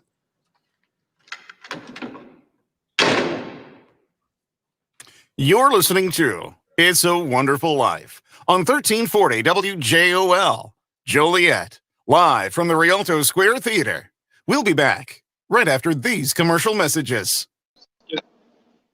Hey, everybody. Just want to chime in one last time and thank everybody. George is in a dark place. And boy, can't we all relate this year to being in a dark place. What a wonderful story as we tune in here momentarily and see the big victorious bounce back. I pray for all of us to have such luck and as we turn the calendar to 2021. As we leave 2020, we have one last chance to do something good and do something nice for the Rialto. So please dig deep, hit up that link. If you haven't done it already today, this is a time where we need $20, $100, whatever you can do. It'll all go to helping keep the Rialto beautiful, to keeping the diamond shine, and to making sure that we have live art here in Joliet. What good is a community if we don't have theater to celebrate the arts? So again, as we really work hard to keep all of our local businesses afloat, let's not forget about the Rialto. We need your donations. We need them now. Thank you to everybody who's helped out tonight. One last time, we're going to get on with the show and bring Jessica in. Hi there, Darcy Buick GMC. I am reaching out on behalf of me and my 7 teammates. We work up in the North Pole pulling a pretty famous sleigh. And as much as we love our gig, we work as much in one night as most do in the whole year. What I'm saying is, we're exhausted. We gotta get our friend in red a ride, a Yule Con, a Churera, whatever, as long as it isn't a GMC terrain deer. We know you're the place to go, and we know that our little toy-making friends and Lady Claus are in agreement. I'm filling out the credit app for Chris Kringle right now on darcybuickgmc.com. Tell your finance guy it's not spam. Yours truly, P.S. We like whole carrots, not the baby ones.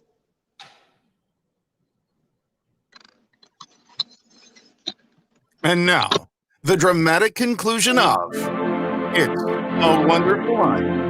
1340 WJOL, Joliet. Here, George, let me help you up. The snow is quite cold. What's wrong with Mr. Gower? Mr. Gower doesn't know you, George. You see, George, you weren't there to stop Gower from putting that poison into the prescription. What do you mean I wasn't there? What are you, a hypnotist? Why am I seeing all these strange things? Don't you understand? It's because you were never born. Then if I wasn't born, who am I? You're nobody. You have no identity. What do you mean, no identity? My name's George Bailey. There is no George Bailey. You have no papers, no cards, no driver's license, no 4F card, no insurance policy. Zuzu's petals. Zuzu what? Zuzu's petals. My little girl, some petals fell off her flower. I told her I'd fix it and stuck them in my pocket. But they're gone too. Everything's gone. But you've been given a great gift, George. The chance to see what the world would be like if you'd never been born. You're crazy. You're crazy as a bedbug, and you're driving me crazy too. Now look, I'm going home to my wife and family. Do you understand that? And I'm going home alone.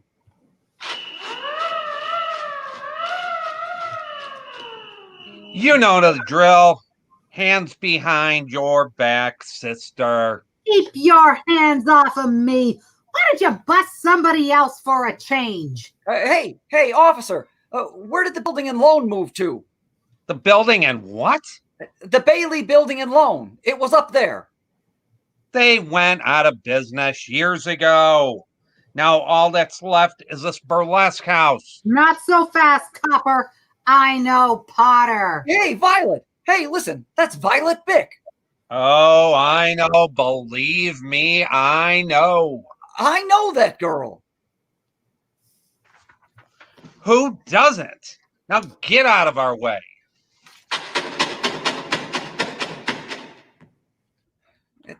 Taxi!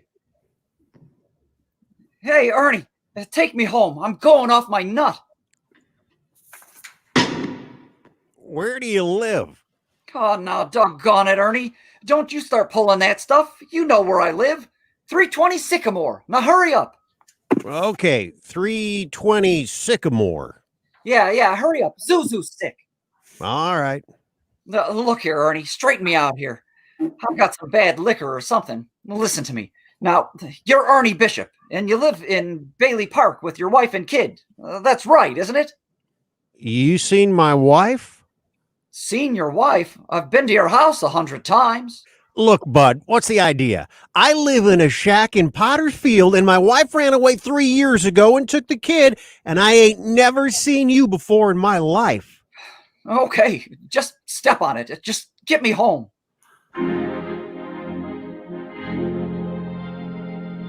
Is this the place? Of course it's the place. Well, this house ain't been lived in for 20 years. Mary, I'm home. Pete, Tommy, Janie, Zuzu, where are you? They're not here, George. You have no children. Where are they, Clarence? What have you done with them? All right, put your hands up. What is this? No fast moves. Coming out of here, both of you. Bert, thank heavens you're here. Bert, what's happened to this house? Where's Mary? Where's my kids? Watch him, Bert. Come on. I'm taking you down to the station. Bert, now listen to me. It's that fellow there. He says he's an angel. He's tried to hypnotize me. Hey, don't make me use my nightstick. No, Bert, I hate to do this to you, but... Run, George! Run, George!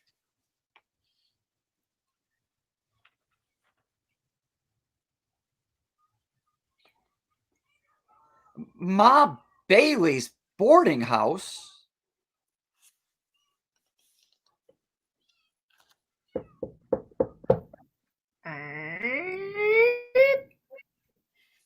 Well? Mother? Mother? What do you want? Mother, this is George. I thought sure you'd remember me. George who? If you're looking for a room, there's no vacancy. Oh, Mother. Mother, please try to understand. Something's happened to me. I don't know what it is, but I need a place to stay. Please, let me stay here.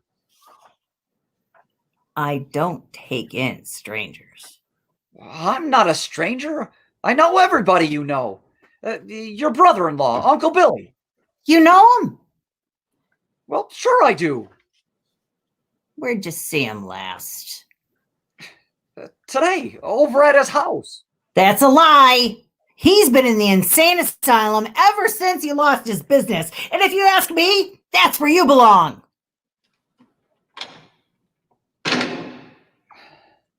I'm here again, George. My mother. My own mother didn't know me. It's strange, isn't it? One man's life touches so many others. And when he isn't around, he leaves a pretty big hole, doesn't he? Look, I've heard of things like this before. You've got me under some kind of spell. Well, I'm going to get out of it. I've got to. I know I talked to Billy this afternoon. How could he be in an asylum? I've got to snap out of this. Now let me think a minute. Bailey Park. There is no Bailey Park. You weren't here to build it. We'll see.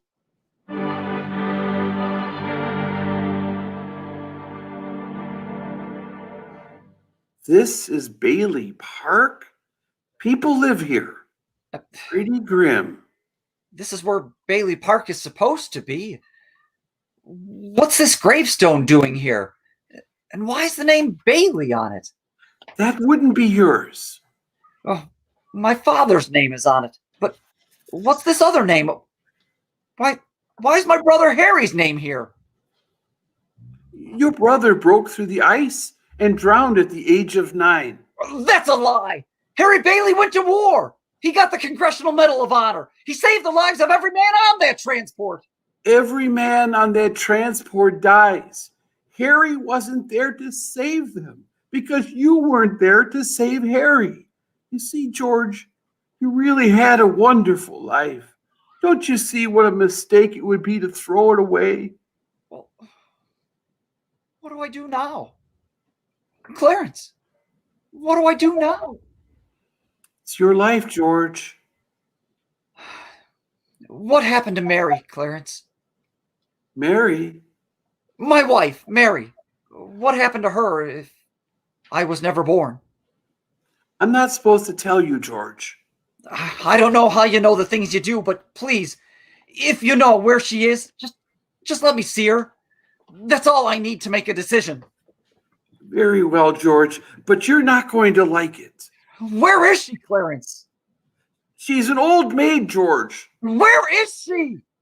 She's just about to close up the library. There must be an easier way to earn my wings, Joseph.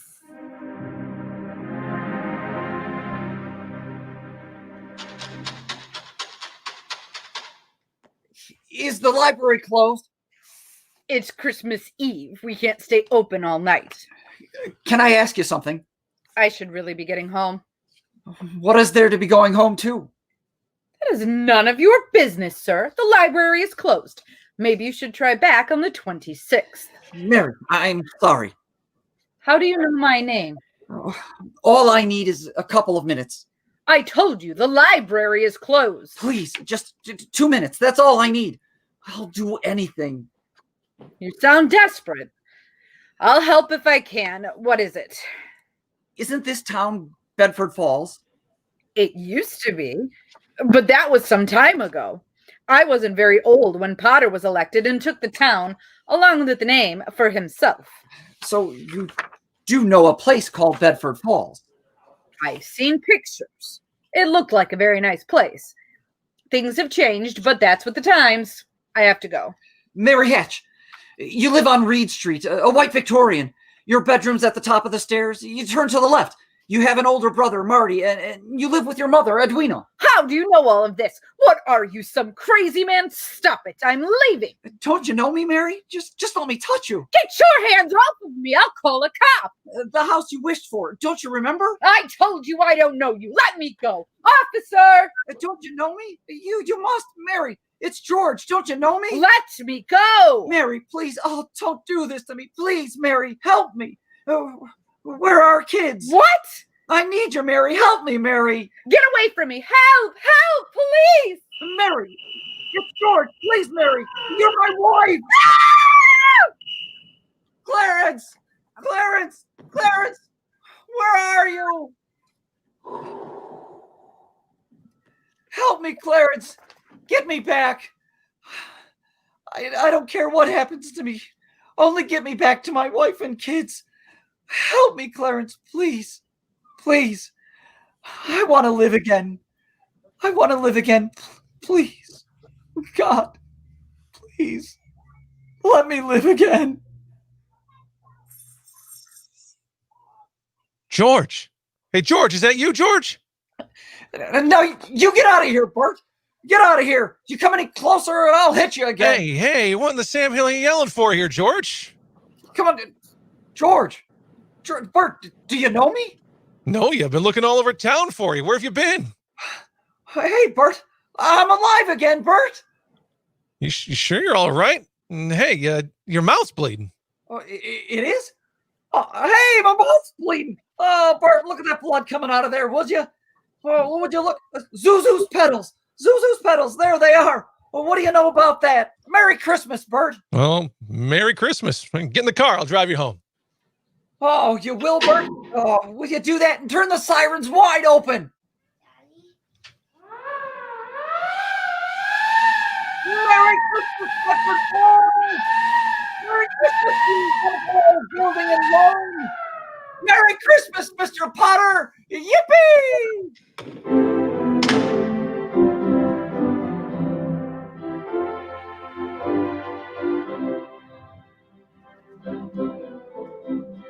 Oh, Mary, I'm home. Have you seen my wife? Hey, what is this? These people, these reporters. Oh, Merry Christmas, reporters. Mr. Bailey, there's a death. I know. $8,000, I bet, huh? George, I've got a little paper here. Boy, I bet it's a warrant for my arrest. Isn't it wonderful? Merry Christmas. Oh, hey, where's Mary? You know, look at this wonderful old drafty house. Isn't it wonderful? Where's Mary? Merry Christmas, Daddy. Merry Christmas, Daddy. Oh, kids, Pete, Janie, Tommy. Oh, I could eat you up. Where's your mother? She went looking for you with Uncle Billy. Daddy! Zuzu, my little ginger snap. How do you feel? Fine, Daddy. Not a smidge of a temperature. Not a smidge. Hallelujah. George, darling. It's Mommy. Mommy's home. Oh, Mary. George, where have you been? Oh, George. Oh, Mary, let me touch you. Are you real? Oh, George. Oh, George. You have no idea what's happened to me. You have no idea what's happened either. Come on, George, quick. They're on their way. Who's on their way? The police department? The FBI? The National Guard? I'm alive again, Mary. Listen to me. I'm alive again. Come on in here now. No, stand right over here by the tree, right here, and don't move. Don't move.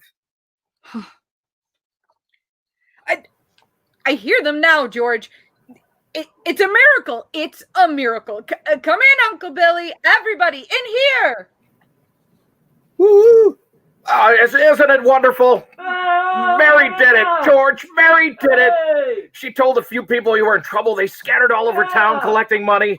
They didn't even ask any questions. Just said, if George is in trouble, you can count on me. You never saw anything like it.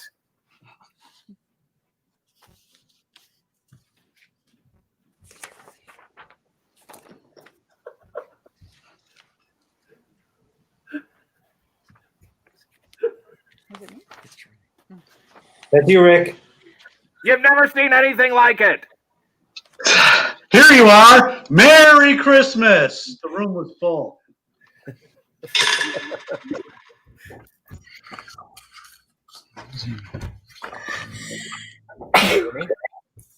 Ernie? At this point, someone needs to just ad-lib it for him. There you go.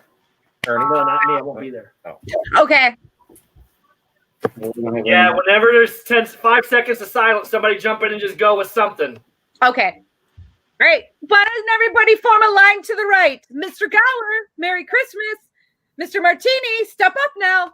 I am busted in the jukebox for two. Mr. Gower. I made the rounds on my charge account. Violet Bick?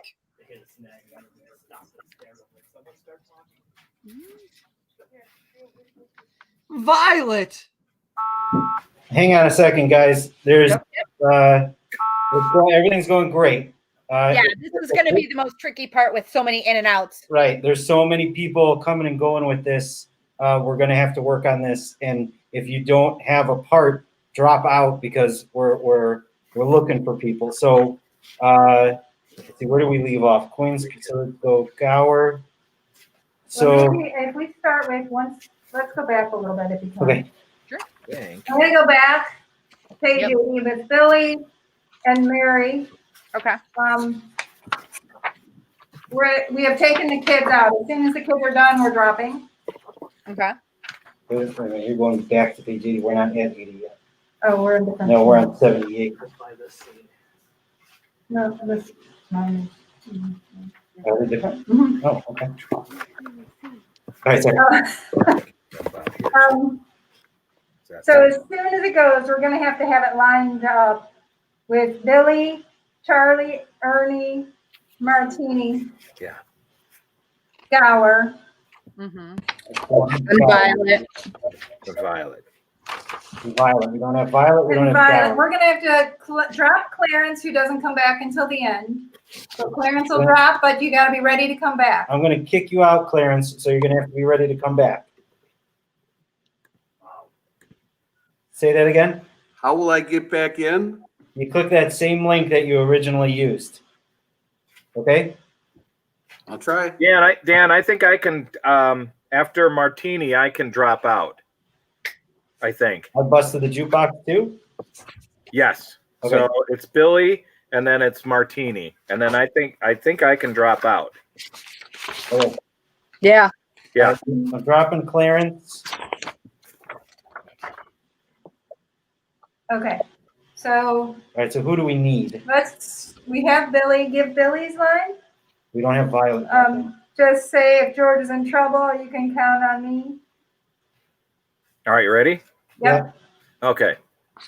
If George is in trouble, you can count on me. You never saw anything like it. Charlie. What is this, George? Another run on the bank? Here you are. Merry Christmas. The line forms to the right. Mr. Gower, Merry Christmas. Mr. Martini, step right up now. I busted the jukebox open too. That's Tom. No, Mr. Gower. We don't have Gower. So we need Gower. All right, so at this point we need Gower. So who do we drop? Harry? You can drop me, but I'm back in 6 lines.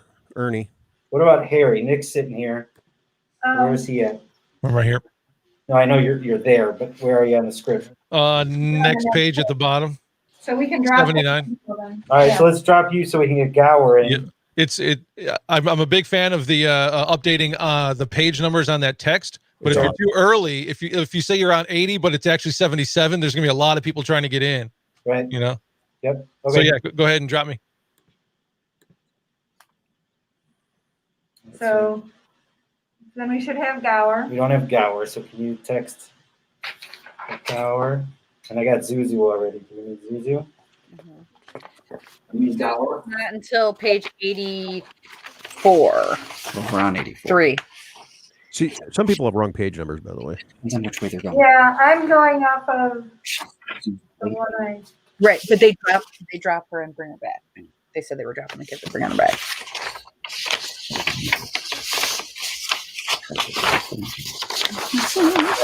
Now the room's full again. We still don't have Gower. So we're gonna drop Zuzu.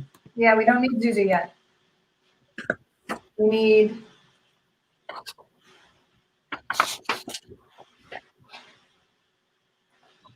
Gower. We need Gower. Still nothing yet.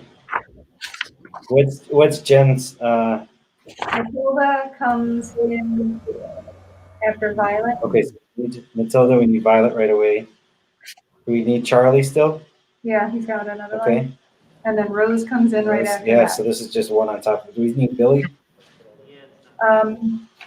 We don't need Billy until the next page, but he comes in. So after Ernie, we could drop him and pick him up at the end of the page. Yeah.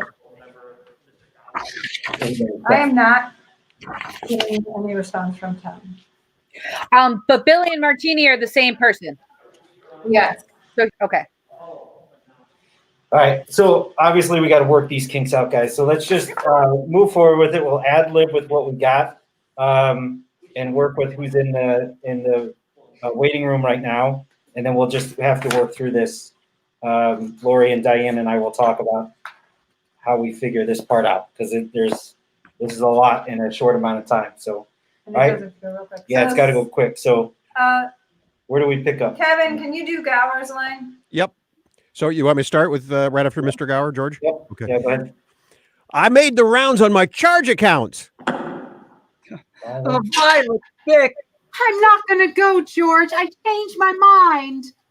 I wouldn't have a roof over my head if it wasn't for you, George. Here you go. $242. I've been saving this money for a divorce, if I ever get a husband. Harry. Merry Christmas, George. Merry Christmas, Mother. Merry Christmas, everyone. Merry Christmas. Jen is going to be Matilda. Okay. Just a minute. Quiet, everybody. Quiet, quiet. A telegram from London. Oh, London? Mr. Gower Cables, you need cash. Stop. My office instructed to advance you up to $25,000. Stop. Hee-haw and Merry Christmas, Sam Wainwright.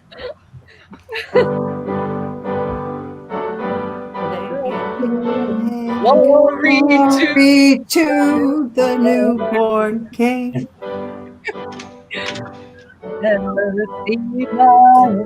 Hello, George. How are you? Harry! Harry! Welcome home, Harry. Mary, looks like I got here too late. Mary, I got him here from the airport as quick as I could. The fool flew all the way up here in a blizzard. Ooh. Rose. Harry, what about your banquet in London, in Washington, wherever our capital is? I'm everywhere. Oh, I left right in the middle of it, though, as soon as I got Mary's telegram. How about some wine? Oh, that's a great idea. Hey, how about a toast to my big brother George, the richest man in town? You can drop Rose. You can drop.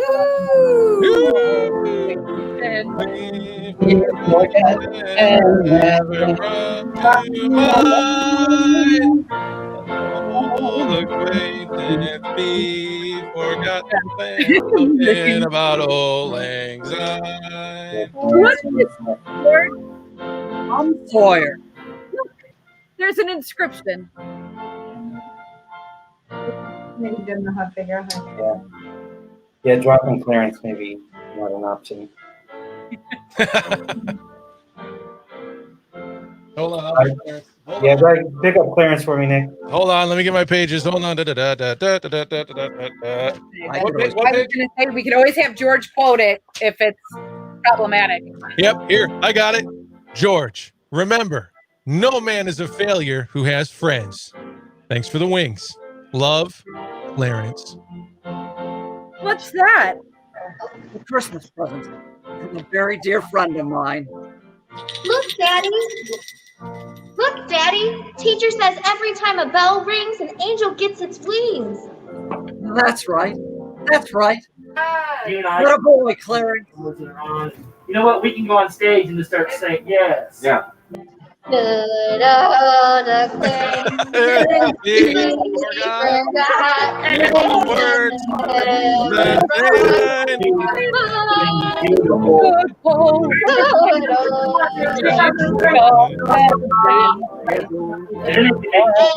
days of old. You go wait. He doesn't want your radio people. Just want radio people. Get us out of here, Terry. This has been 1340 WJOL Joliet presentation of It's a Wonderful Life. Brought to you by This and Every Week. If anything, Funnel it's Hair holiday. Tonic and Duck's Toilet Cake. Please stay tuned for a program of popular holiday music. This is Freddie Fillmore signing off for 1340 WJOL in Joliet and wishing you and yours a very Merry Christmas. Good night. Get out. Everyone, All right. now There everyone, we go. happy holidays. Happy Happy holidays.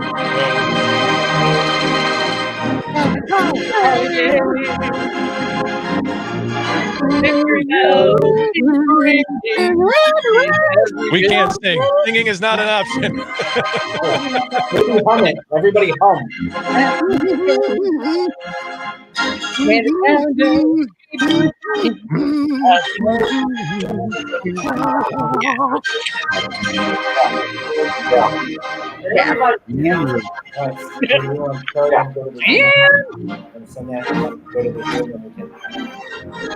All right, guys, let's go back to that Zoom. Let it play under. Let's go back to the Zoom that we were on earlier, and we can all touch base. All right. All right, thank you. Thank you. Hey! I'm breaking the jukebox again.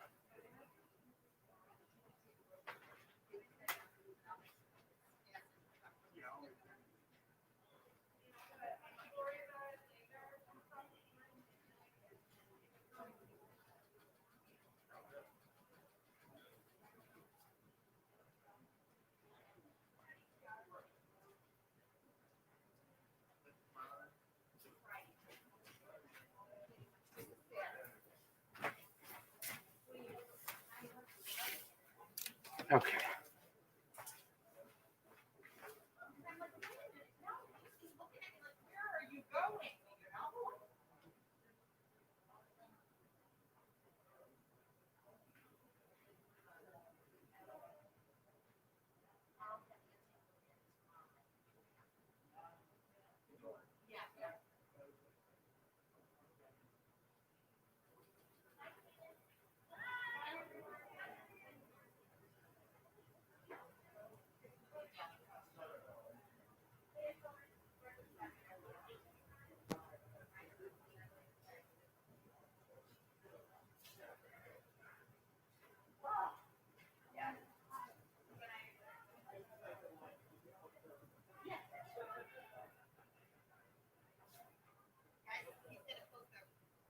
Oh, did someone? Oh.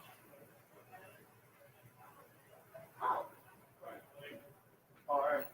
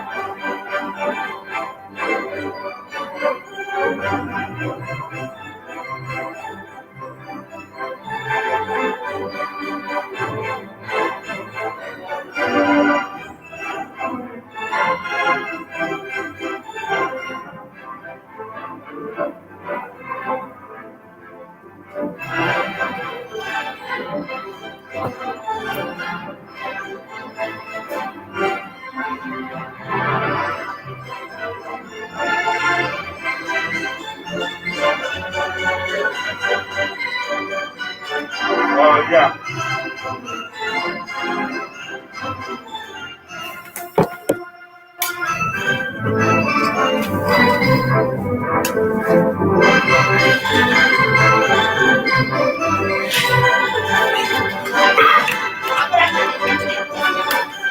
Like what? I just said I put the pajamas on. We need to find out the time.